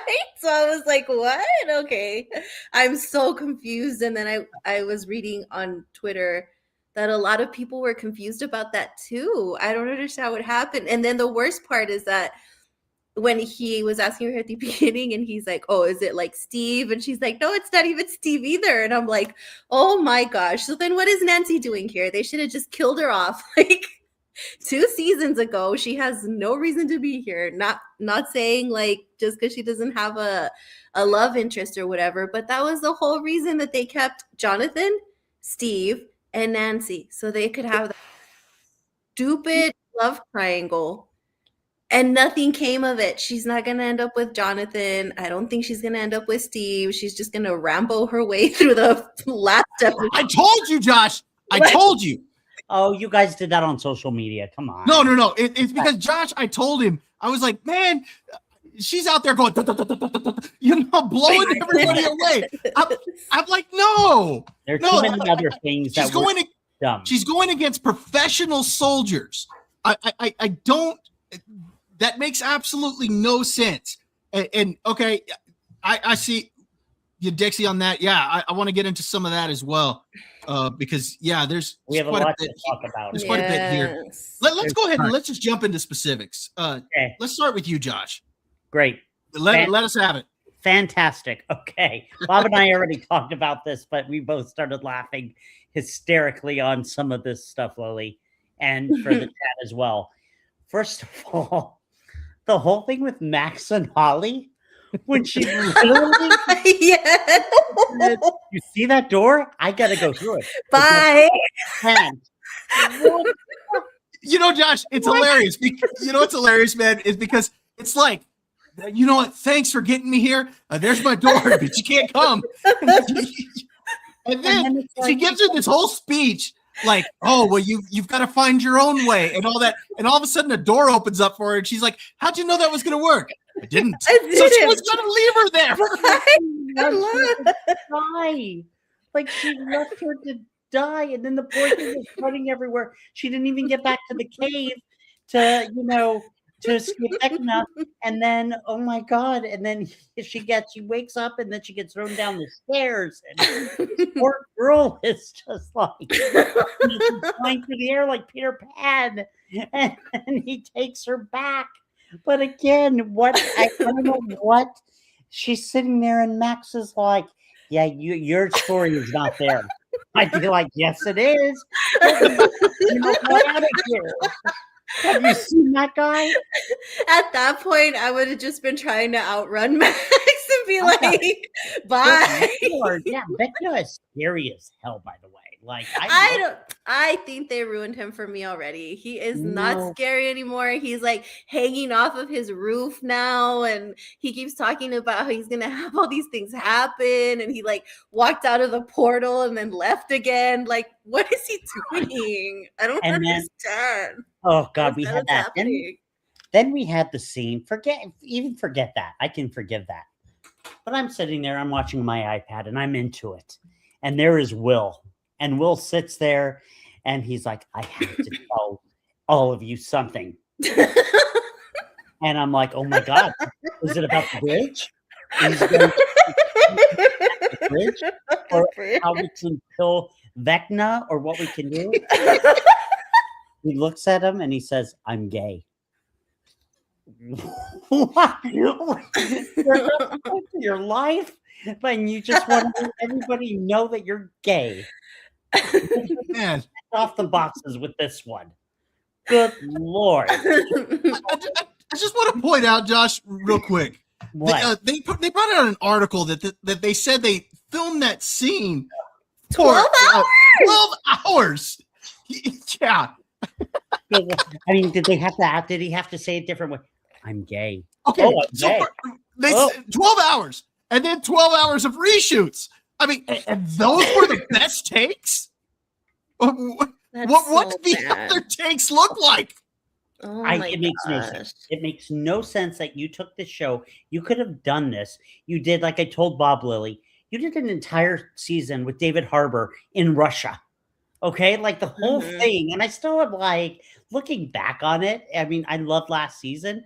I don't get that whole part of him being in Russia and with the demigorgs or whatever. I had even forgotten. Yeah, it just was weird. And looking back on it now, it was kind of weird that he was there. Like, it didn't do anything really, in my opinion. And then what was the other thing, Bob? You and I were talking about that. We were Mike's mother. Who literally comes out of nowhere. Gosh, what is going on with that woman? Like, they should just throw her a Vecna. I am Iron Man, or I am gay. No, I am Iron Man. Oh my gosh! I think sure. at that point, Miss Wheeler is the one that should face Vecna. Hey, Caveat, good to see you, man. Well, I mean, seriously, it's like she sits there and kills them just by putting the tank in the dryer, and then like that's it. But like, okay, she literally had her throat slashed open. Didn't they mention something about her having a chest tube at one point? Yeah, something like that.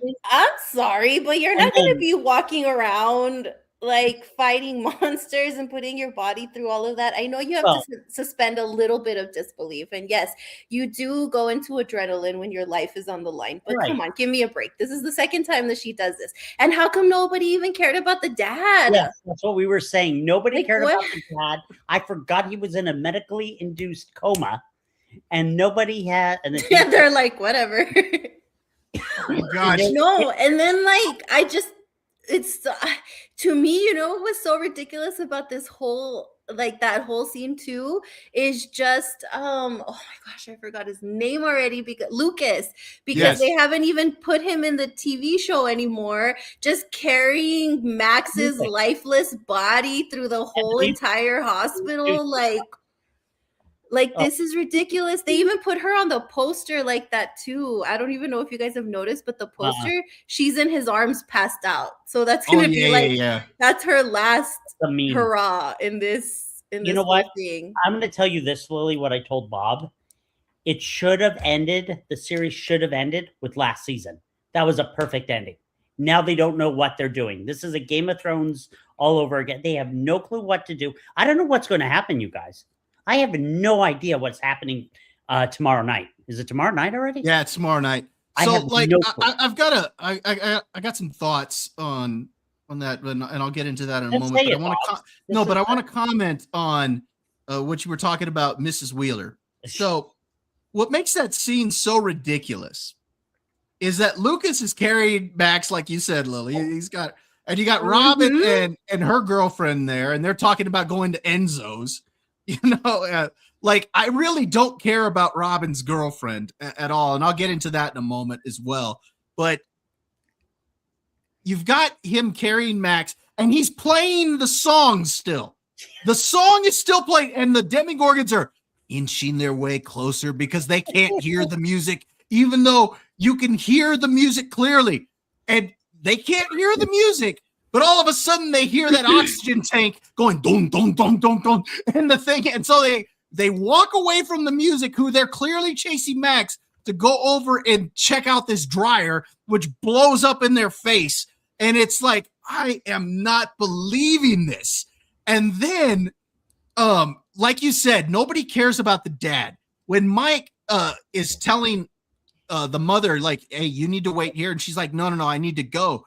And he, at no point does he say, no, Mom, you need to stay here with Dad or anything. No, it's like, you know what? Just trust us. We found Will. We're going to find Holly. You did great, Mom.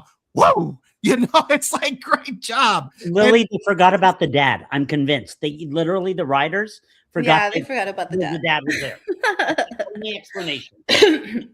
I mean, it is just a ridiculous scene. I mean, it was ridiculous enough the way she was stabbing the Demogorgon. Now, I liked that the Demogorgon, you know, messed her up pretty good in the second episode, because that I thought was realistic, but not that she was going and giving this fight. You know, I was like, no. But this was even worse. It was pretty out there. Anything else you want to add, Josh? I have a ton more to add. I want to do my own. I told Bob, Lily, that it'd be, could you imagine him and I are in a war and we're waiting at, like, in the Vietnam War, and we don't want to step on a mine, and one of us has to, and all of a sudden we're like, oh my God, our friendship, what are we going to do? And then I look at Bob and I go, Bob, there's something I have to tell you. I'm gay. I mean, what kind of a part is that? Seriously. Oh, man. That is so awkward. The dad better be the ultimate. That would be funny. Dixie, I think that would be funny. I said that to Bob earlier if he got up, and he ended up being like he kills everyone. Oh, man. If he kills Vecna. I don't know. I think obviously 11, we think 11 will sacrifice herself. I still want to see episode 5 I enjoyed, and I'd love the fight again between Will and Vecna. Okay. I like that. I would like to see that a fight between them to end it all, is what I really would like to see. Okay. I don't know if we're going to get that. From what I heard, Vecna and Mike are going to hold hands and, you know, skip off into the sunset. Or I mean, Vecna and Will. Sorry, not Mike. And you know, Mike and Winona Ryder and all of them are going to wave goodbye, and that's how it's going to end. I'm like, oh my God, really? Like you can't even, like, these guys wrote the whole story. It's not like, you know, when you have Marvel or you don't want to stray away from the story. We don't know what the ending is. That one part just makes no sense. And then poor Holly. What? I can't go with you. That would have been funny. She's like, the hell I'm not. Let's go. It's like you left her off that she's the hero of the whole thing. I have no idea. And are the kids dead, or are they alive? Because it looks no, they're alive. They're the kids. They're alive. They're in that other dimension with Vecna. Didn't their hands break? Didn't he do the thing, or no? No.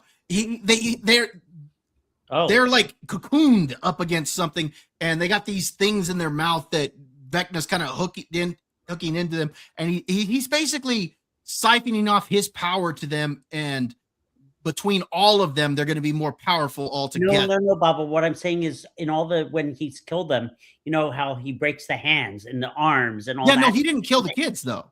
It didn't happen? He didn't break the hands? No. When they all joined hands together and whatnot, it was the beginning of Vecna bringing the worlds together. Okay. All right. I think I'm done. I think I'm too tired now. All right, Lily, let's have it. Oh my gosh, they're just I think one of my biggest criticisms of this entire show is that there's so many characters left and there haven't been enough deaths, because by the time they got to this season, I feel like I don't even care anymore because I know everyone's going to be okay. Right. And I have to compare it to Welcome to Derry because it came out this year and it's also a TV show that has to do with kids. Yeah. That one immediately started with a bunch of kids getting butchered. Yeah. Like, so every single episode, you didn't know who was going to survive by the end of it. And they still killed off a bunch of other main characters during the rest of the episodes themselves.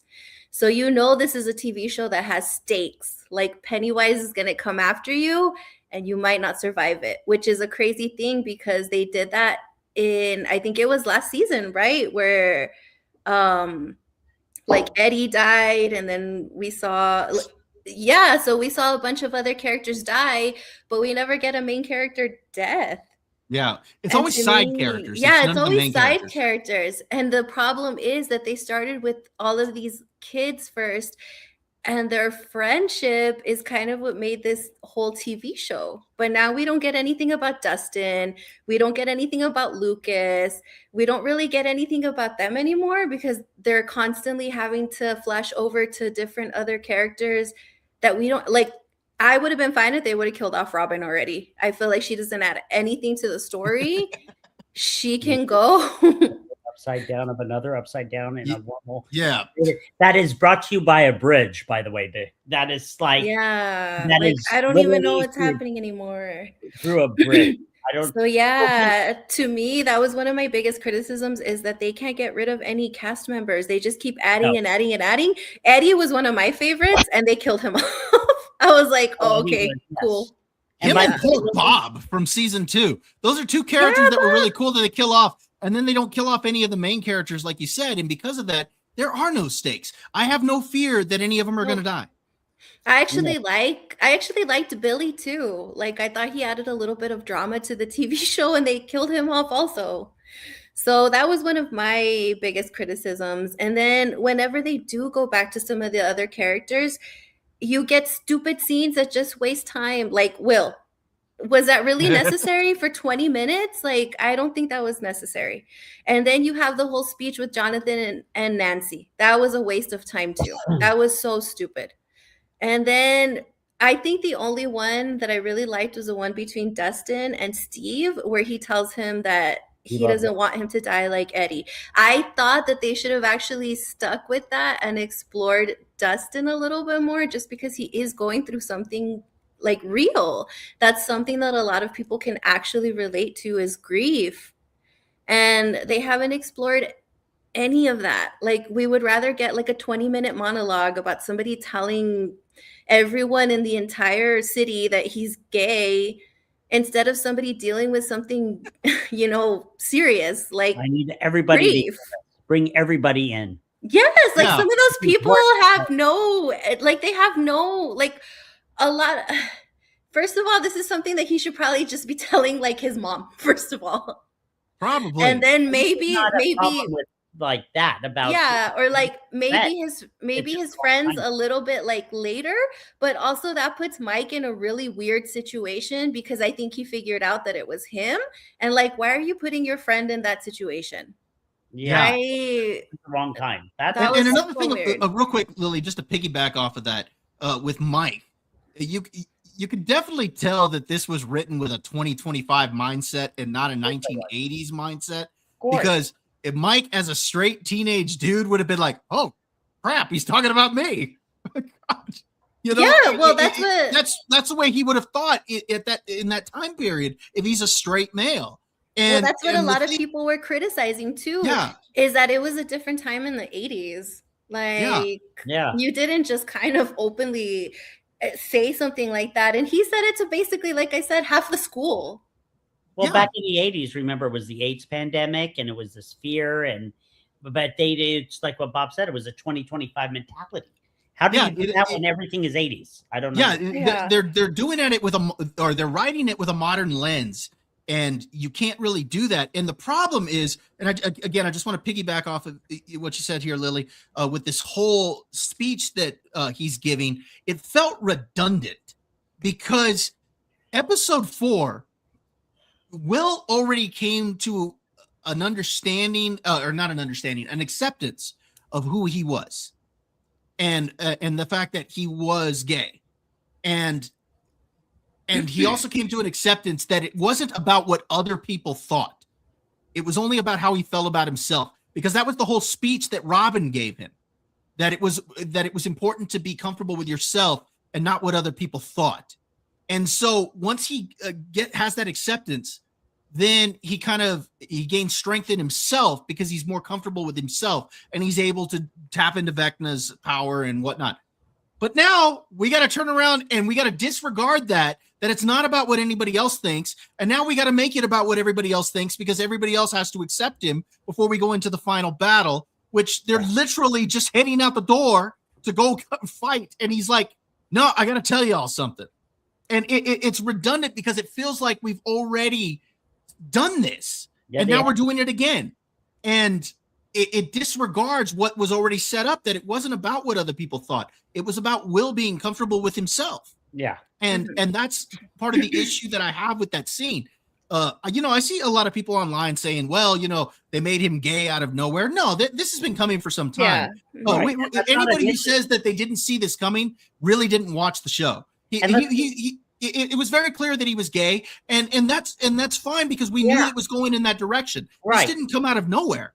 Let's be clear. This has nothing to do with that. It has nothing to do with that. No. It was the timing of the situation that we are debating. Yes, it was the timing, and it was how it was written. It was very poorly done. Forgive me for taking your time there, Lily. I just wanted to pick it back off that. I think there was somebody else who made a video on YouTube. I don't remember who it was, but it popped up on my feed because it had something to do with this too. And they were talking about, in TV shows and movies and all of these things lately, that why can't you just have male friendships anymore? No. They always have to throw something like this in there. And then he started to explain other movies like Lord of the Rings, where you have like groups of men and how men relate to each other, and how you guys have your friendships a little bit different from women. Mm-hmm. And all of your experiences together is kind of what forms all of these different kinds of friendships. And they don't understand why they in modern media, they have to bring all this stuff into it all the time. They can't just let men be friends with each other anymore. Because to me, like I was saying earlier, that puts Mike in such a weird position, because this is somebody that you've grown up with since you were a child. And like, they're still children because they're still in school. Yeah, they're still teenagers. Wouldn't that put you like in such a weird position? Like, why did they have to do that? Like, okay, it's fine. It's fine that they wanted to do that. But now they made this like weird thing for Mike, and now everybody knows because he made it obvious. He's like, yeah, and like I have feelings for this one person, and like everybody knows now. Like, that's awkward. And like Mike's dating 11. How do you think 11 feels about this too? Like, that's just such a weird like. But yeah, I have to find that video because it was actually really, really good. And they were mainly focusing on Lord of the Rings, and I'm like, that's true. Like, they never do this with like women. It's always men. Like, they always want to turn like a nice friendship between two men into one of them always ends up having feelings for the other one. And I'm like, why? Why is that? That's very weird to me. Oh, yeah. That's exactly. I think I mentioned this to you, Lily, about how you've got all these what they call them bilers, where they're all for Mike and Will being a thing, and now they're hating on it because they didn't get the relationship they wanted out of it. I mean, they were breathing something into it that wasn't there, and this kind of goes back to what you were saying, that because modern Hollywood doesn't know how to write male friendships, people are seeing something that's not there. I mean, it's clear Mike is a straight character, and if they change that in the finale out of nowhere, then that will be BS. But he's clearly a straight character, and and Will is one of his best friends. That's it. There's nothing else there. Well, because that's the problem that's happening right now, is that these people don't know how to. First of all, the writers don't know how to write characters anymore. That's just what it comes down to. And then two, is because you have all these weird people that are watching. I was watching someone else that was going over these YouTube videos of people talking about this, the ones that were pissed off that like Mike and Will weren't a thing or whatever. And there's someone that was saying literally that like they were talking about fans like me, you, Josh, Derek. They said that we were the people who were never supposed to get into this TV show, that this TV show was made for all the outsiders, for all the freaks, for all the people that felt like others. And basically they were saying all the gay people, all the LGBTQ, all of the weirdos. And they said that we are the ones that messed this up for everybody, that Will and Mike never became a thing because all of us became fans and they had to appeal to us, and that's why that never happened. So basically that it's our fault that they didn't get a relationship, that they weren't even setting up. Like these people are seeing all these weird things in all of these TV shows that aren't even there. And like if you think about it, I'm sorry, but that's kind of sick. You're talking about children. Why are you sexualizing 2 teenage boys? Yeah. This is weird. Yeah. It's agreed. You know what, Lily? This is what I've told Bob this lately, and not to get into the Star Wars stuff, but I've been watching a lot of AI, like on TikTok, that they're doing stories, because I know you're a big Anakin Skywalker fan and everything, and it is so good what they're bringing out in AI that I'm like, oh my God, I'm leaning towards AI now. And I have friends who are in Hollywood who are writers, and I'm just like, this is what's happened now. You're turning us away from bad writing. Like we don't want to watch the stuff. We want to watch fan films. Yeah. I get what you're saying, Josh. Yeah. You know, this was poorly written, this series of episodes. I got several things to say. Lily, you got anything else to add here? I'm trying to see if there's anything else. It's just nothing makes sense anymore. I think they should have just ended this TV show like 2 seasons ago. It just started going off the rails. There's just things that don't make sense. Like, I don't know. I think it's just going to be really difficult for them to actually give us a good last episode. And I don't know. Have they said how long the last one's actually going to be? It's about 2 hours long. If I'm understanding, just a little over 2 hours. So they did. Vecna wants to create a new world. So he's basically Zod and Superman creating Krypton again. Like that's the premise, right? That he wants he's bringing that other dimension, and it's basically going to collide with our world and make a new world. Kind of a new world. So yeah, Dixie was right. It's no longer the upside down, it's the in between. Anything else? No, I think that's it. Like everybody, I don't know. It's just like too much to say. I think those are my biggest gripes, though, is that they've wasted so much time on stuff that doesn't matter, and they're not giving us any good stuff to hang on to anymore. Like there isn't really anything that I'm like, oh yeah, this is a good plot point. I honestly kind of don't even care. Like the thing that made me the most happy out of these last episodes was the teacher. Teacher finally being involved. Like and that was cool because he has been involved from day one without realizing it. So the fact that like cool. He knows now, and he was like doing his little experiments, I was like, yeah. That was cool. But everything else, disappointing. All right. Let me go ahead and throw some thoughts out there. I know you guys have already said stuff, and I've already kind of piggybacked off of some of that. So first off, let me start with the positives. The episodes are over. So I knew you're that's what okay, so positives. I know a lot of people didn't like the wormhole thing for the upside down. I actually was kind of cool. I thought that was kind of cool. The reason why is when you go back to season 4 and you see when Elle sends Henry, or one at the time, sends him to the other dimension. Yeah, it's not the upside down. I always kind of assumed it was the upside down, and then Vecna just kind of remade it into what he wanted. But no, it was another dimension, and that kind of makes sense now, seeing what it is here. Also, you find out in season 4 that the upside down is stuck in time. It's not a direct year for year upside down to where they're at. It was from the moment that Elle opened the gate. So it's stuck in time. So it's kind of this other world that kind of bridges these two dimensions together. I thought that was kind of cool. I actually kind of dug that. The actors who play Steve and Dustin, Joe Carey, I think is his name, and Gaten, I can't remember. Matarazzo? Yes, thank you. Those two actors' backs have to hurt because they were carrying these episodes and they weren't even in most of them. Yeah. They were the best part of these episodes. If you take them out of this, it was a really, really bad set of episodes.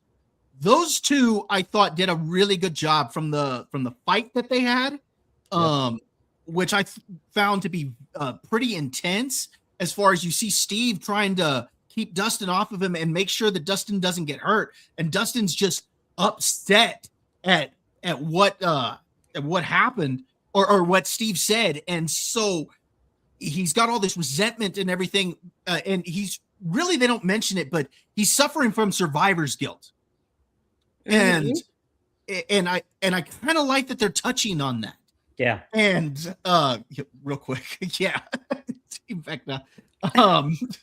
So yeah, if these two weren't in it and exploring this relationship between the two and the problems that they're having, and then that scene with the ladder where he pulls Steve off, and you already mentioned that one, Lily, that is a really, really good scene. Yeah. And it highlights their friendship and the feelings that they have for each other, because they're basically brothers. Yeah. Steve is basically his older brother. And I love how towards the end where they refer to each other as their best friends. I really like these two, and they are carrying this set of episodes. Without them, there's nothing positive about it. All right, now let me get into the negatives. Josh, we already talked about the scene where Max is basically leaving Holly to die. That was ridiculous. You got to stay here. Bull. Yeah. Because there are so many characters, and you mentioned this, Lily, that you don't get to spend time with the characters that we do want to spend some time with. I do not care about Robin's girlfriend. I don't want to spend time with her. Why do I care whether they go to Enzo's or not? I don't care. Look, here's the thing with Robin.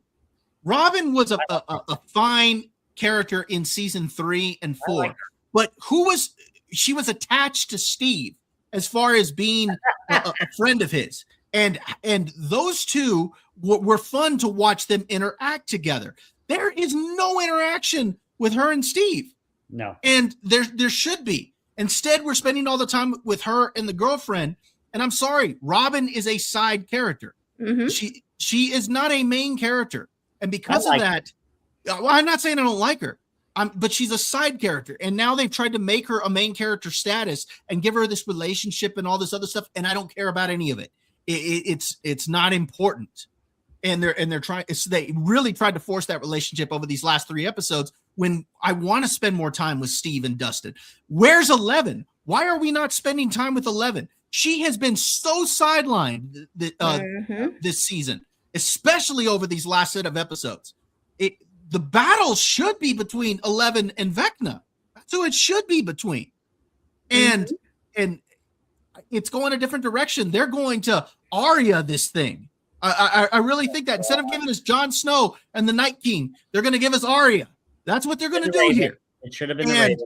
And yeah, there we go. You see exactly my point. Yeah, Robin should be with Batman. Funny because ever since, but Steve is Batman. That's the point. Since she lost Papa, Matthew Modine, her whole character has gone down. Okay. Don't you think? Yeah, I think so. Like, look, my problem is I don't care about any of these characters. Also, all the kids that were kidnapped, we didn't need to spend all this time with them and watch them making fun of Holly and pushing her down the stairs and all of that other stuff. We didn't need to see that. The moment Holly got pulled back up into the other dimension, we should have not seen the kids again at that point. We should not have seen them until the end scene where he grabs them all by the hands and whatnot. That should have been it. I think that would have had more mystery to it. So we're spending all the time with these characters that I do not care about. And because of that, we're wasting time when we should be spending them with the ones we do. Also, again, we've already talked about Will's coming out scene. I really thought that was a redundant scene. Yeah. I think we'd already established that in a much better fashion in episode 4. And then we did it again in this one right before they're about to go out for a fight. And yeah, it just was cringe as could be. Very badly written scene. What else? I already mentioned Nancy going full Rambo.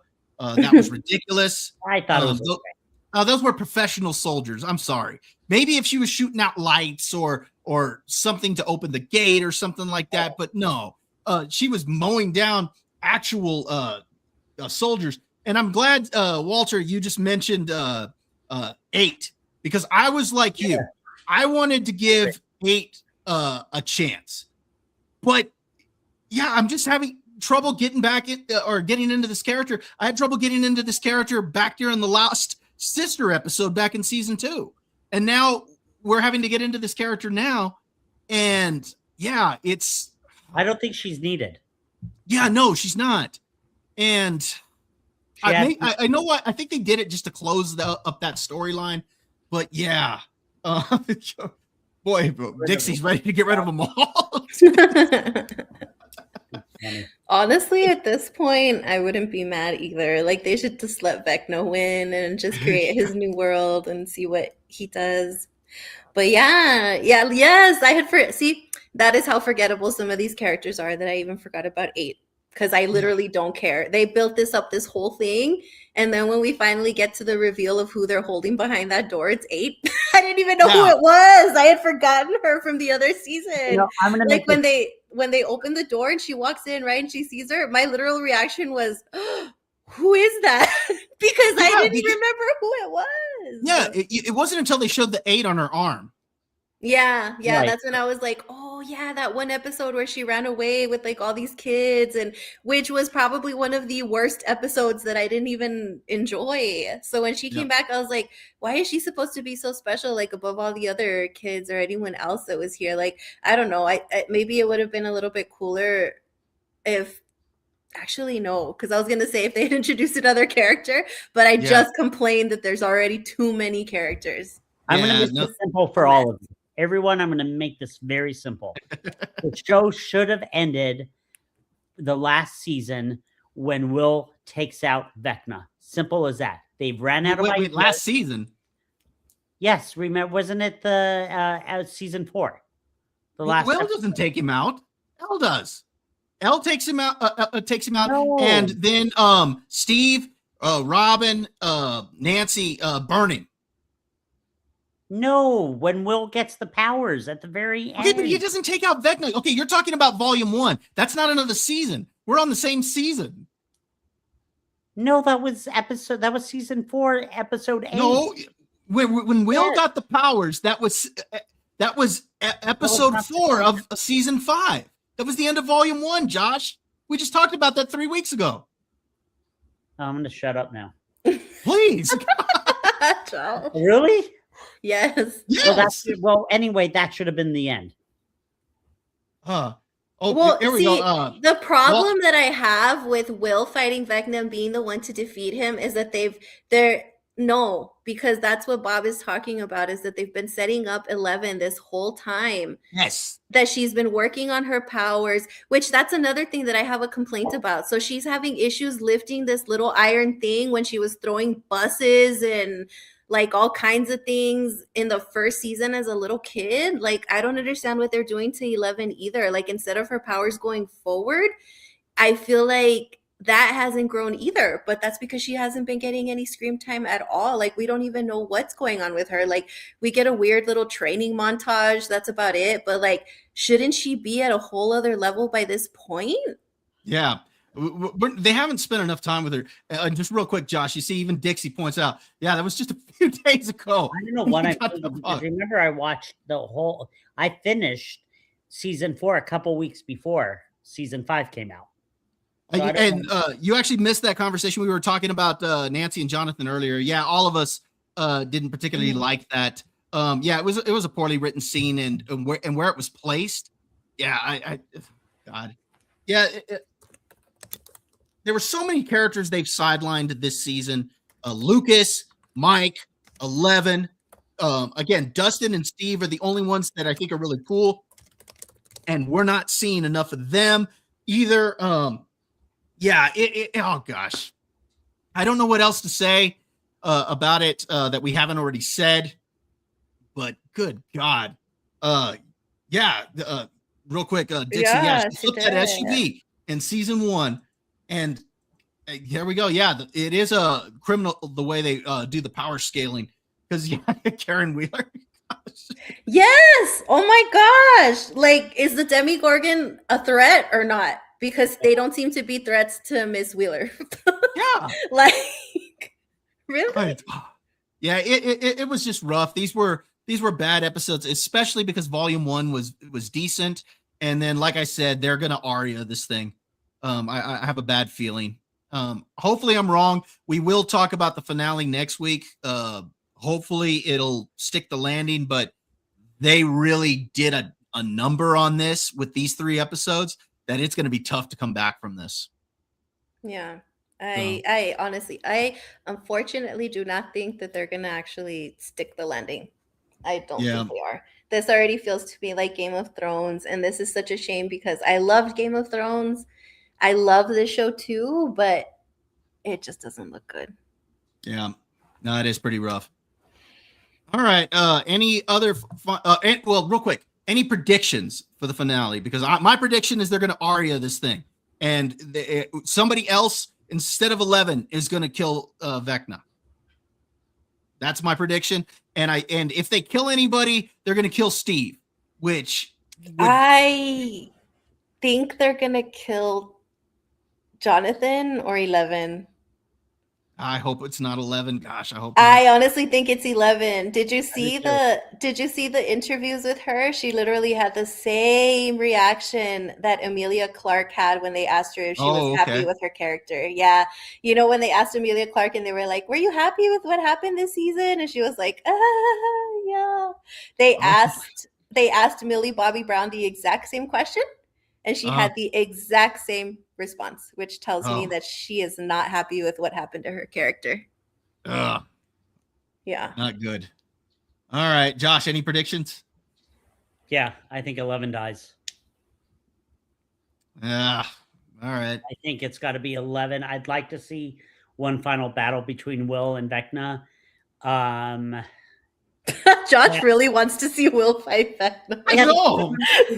Versus what's the Game of Thrones, I didn't get it. My prediction, I will be disappointed. God, I hope not. I really don't, because the show's been great. Like the fact that I don't know.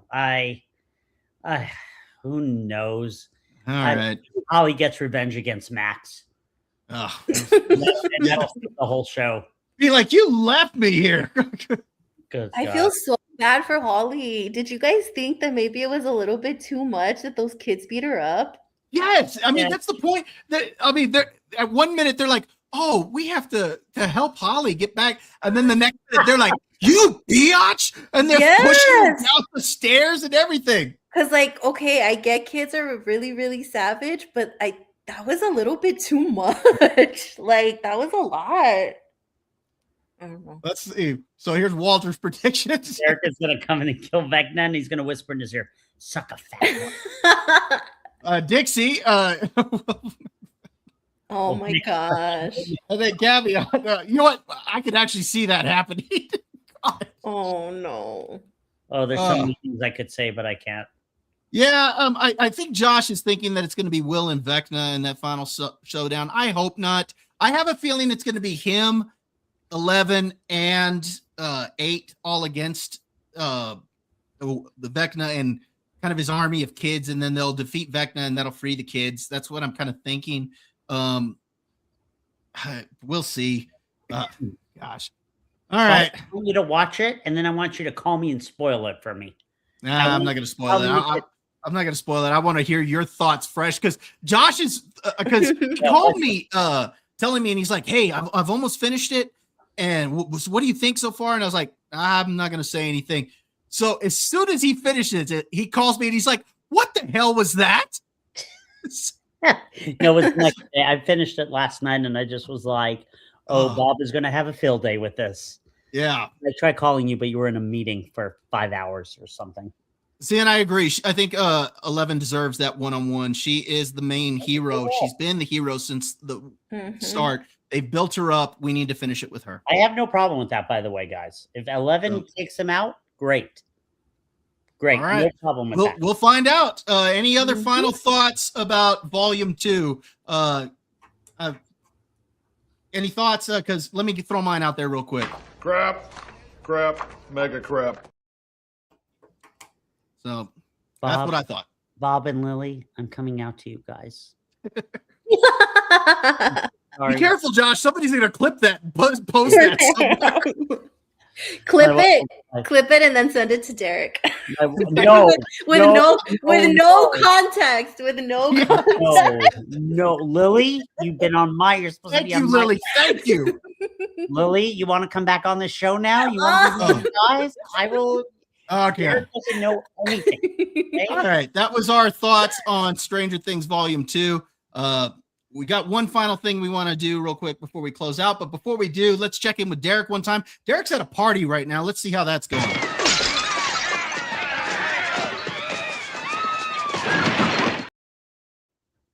Why are they so fast? Those clips are like really quick. They all look. Walter has one more prediction there. He's gonna hug back. Oh my gosh. All right. Just oh quick, my gosh, no, but he has a point, because I saw like a fan theory. Sorry to interrupt you, Bob, but I saw a fan theory that they're not gonna let Vecna be a villain, is that they're gonna figure out that the villain was actually the Mind Flayer, and that Henry was just a victim of the Mind Flayer. So Vecna's not actually a villain. He's a misunderstood villain, just like they've been doing for the last 10 years of media. That's what somebody said, and I was like, I bet you anything that's what's gonna happen. This is a good practice to turn around. It's almost midnight here now. Wait. Well, thank you for joining us, Dixie. You have yourself a good night, man. But yeah, we'll see you next week. But real quick, just one final thing that we want to do before we close up here for the night. Should old acquaintance be forgot and never brought to mind? Should old acquaintance be forgot and all inside? So we are at we are almost at New Year's Eve, almost into 2026. Just wanted to give some final thoughts and some resolutions. Do you guys have any resolutions that you're going to be doing for New Year's? Josh, you got anything you're going to be doing? Well, I have some final thoughts and resolutions. Can I say both? Go ahead. Okay, so 2025 was really not a good year for me and my family. I would say the end definitely got better. Just the whole year just sucked with the fires here in LA, the loss of my mother-in-law, just horrible. Just feel terrible still for my wife and my daughter. I think the only thing that really has helped us is that I was able to get a new job. And so we at least got that and want to take that momentum into 2026. I am so grateful for this podcast and for all of you. Bob, you're my brother. Love you. Known you for 40 years. Lily, you are the best. Derek, love you too. Wish you were here. Like Derek, whatever. Yeah, no, exactly. No. I couldn't have been where I am today without Derek and Bob. Simple as that. This podcast, I know for me, a resolution is I want to get better at this. To quote Bob, I want to stop complaining, and that's what I'm already working on. And yes, this fantasy football sucks, and I'm done with it. And Lily, it's just been great having you on. I know you've been part of other podcasts, but let's face it, you love ours the best. I do love being here. We love you. You are the best. You add so much and give just a different type of perspective and opinion. And it elevates all of us, I feel, when you're on the show. And Bob, we can't thank you enough. Bob does all the work. Let's be fair. He does the work. Does he love it? Yeah. Will he complain about it? Yeah. But still, he will let you know how much work he does. But we couldn't do this without him. And to all our guests that have come on the show, Blaine, Ben, Omid, just a Trey, just so many people have, come on this show and made it special. And we hope that next year, we get more people on. Now we're live. We want to thank the chat. We are so glad you guys are on. This just makes our day. The fact that, we've gone from just the three of us talking week in and week out, and that's it, and hoping some people are watch it, to having a lively chat is just very special. Get on MSK stream. I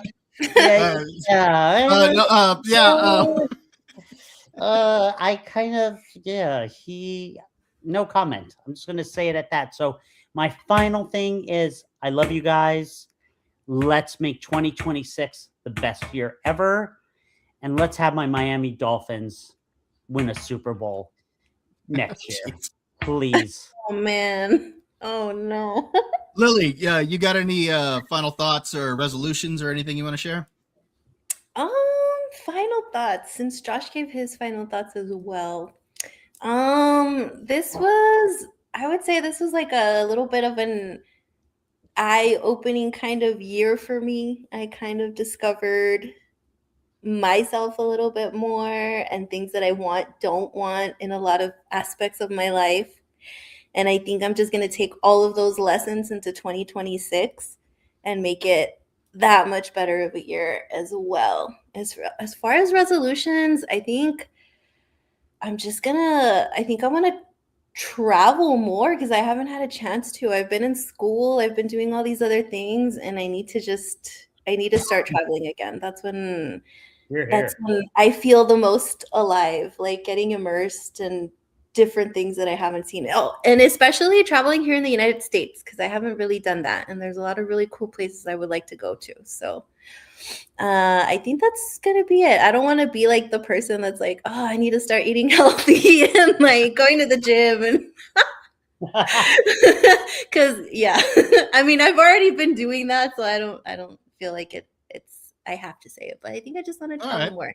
I just want to be more comfortable in my shoes and who I am. So that sounds kind of cheesy, but also yes, thank you guys so much for always having me here, and I'm so glad that I met all of you. I have so much fun with all of you, and you guys are so awesome. I love all of you too. Best. Just for me, just some quick thoughts. Obviously Derek's not here tonight, so Derek, appreciate your friendship, man. It's been great going on this journey with you, because Derek was actually Josh's friend, and I became friends with him through Josh. Met him at Josh's wedding, and over the years we've kind of talked, been acquaintances. But when we started this podcast, we really became friends, and so it's been a blast. Doing this with you, Derek. Josh, you're my brother, man. Basically, we've known each other for so long, and too long. Love you to death, man.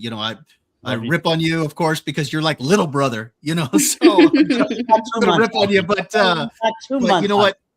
But I appreciate all your years of friendship with this. Lily, you and I, came into contact with each other, about 3 years ago now, something like that. Oh my gosh, yes. Yeah, it's about 3 years ago. And it basically happened because Lily reached out to me.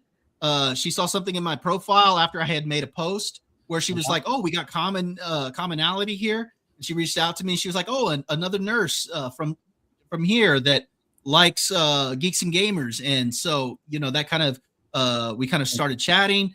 And then over the years, we became friends. And of course, she's been coming on this show. And so Lily, I really appreciate your friendship over these years. And it's been awesome having you on the show with us. I know, you some of the people that, you're with Drunk 3PO and all them. And I'm, and they've got massive followings, and the fact that you would come on here with us, that honors us and humbles us, and it just makes us.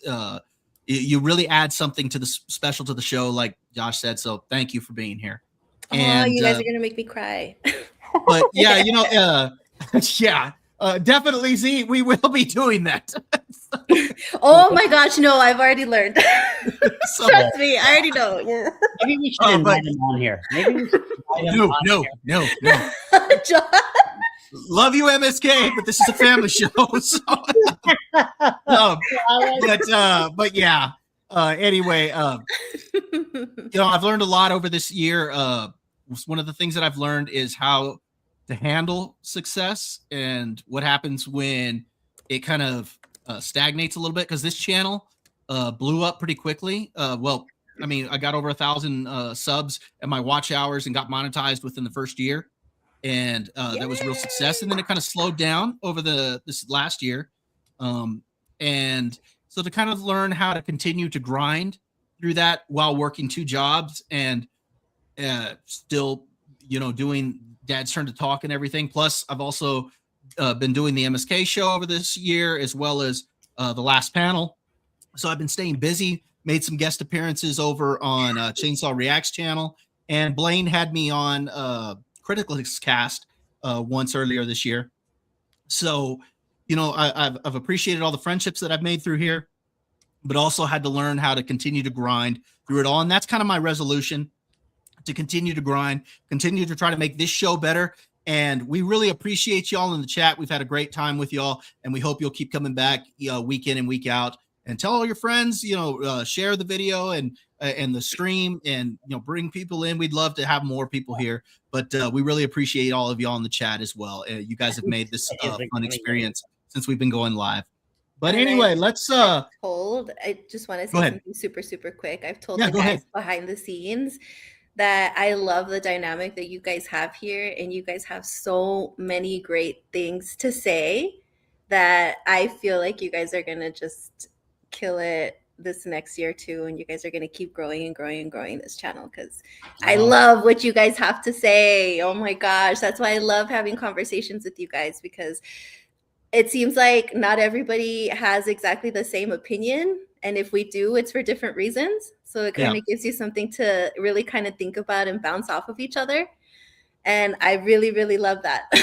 I love the conversation. So you guys have something really great going here.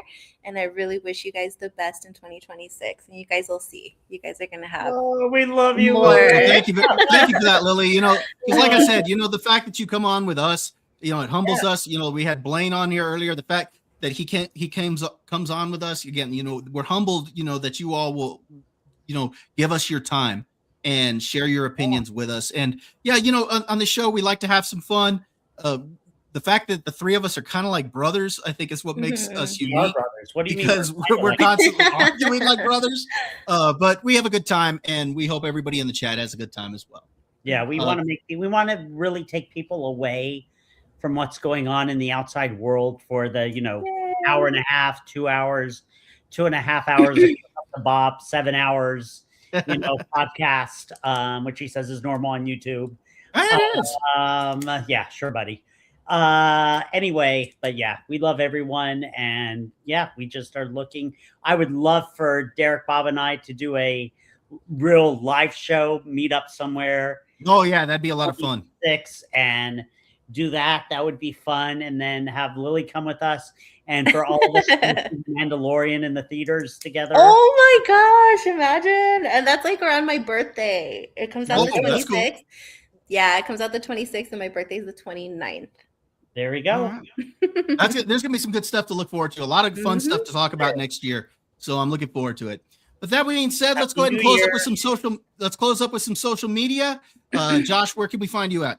You can find me at LinkedIn. I'm there way too much. You can find me on Facebook, TikTok, where else? Instagram.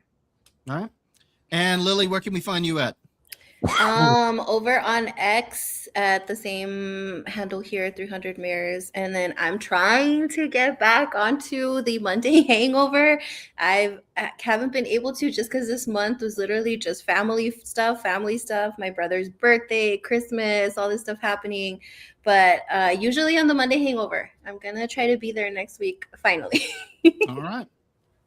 And for me, you can find me on X. You can find me on Criticless. You can also find me, of course, here on this channel. You can find us on the Dad's Turn to Talk channel where we post clips from the show. We keep talking about that we are going to do another stream over there that will come next year. We kind of decided to hold it off until next year, given that we were getting close to the end of the year anyway. You can also find me on the MSK show on Mondays. However, that's kind of in flux because MSK's schedule might be changing. So we'll see what happens there. Occasionally I make a guest appearance over on Chainsaw Reacts channel. That's going to happen in a couple of weeks. And you can also find me on Fridays over on The Last Panel. And we have some fun over there. But we want to thank everybody for joining us tonight. We hope that you all have a very happy and safe new year. We've had an interesting 2025. Hopefully you all have a great 2026. Again, for everybody joining us tonight, we thank you, and you all have a safe night. Bye. Bye. Happy New Year.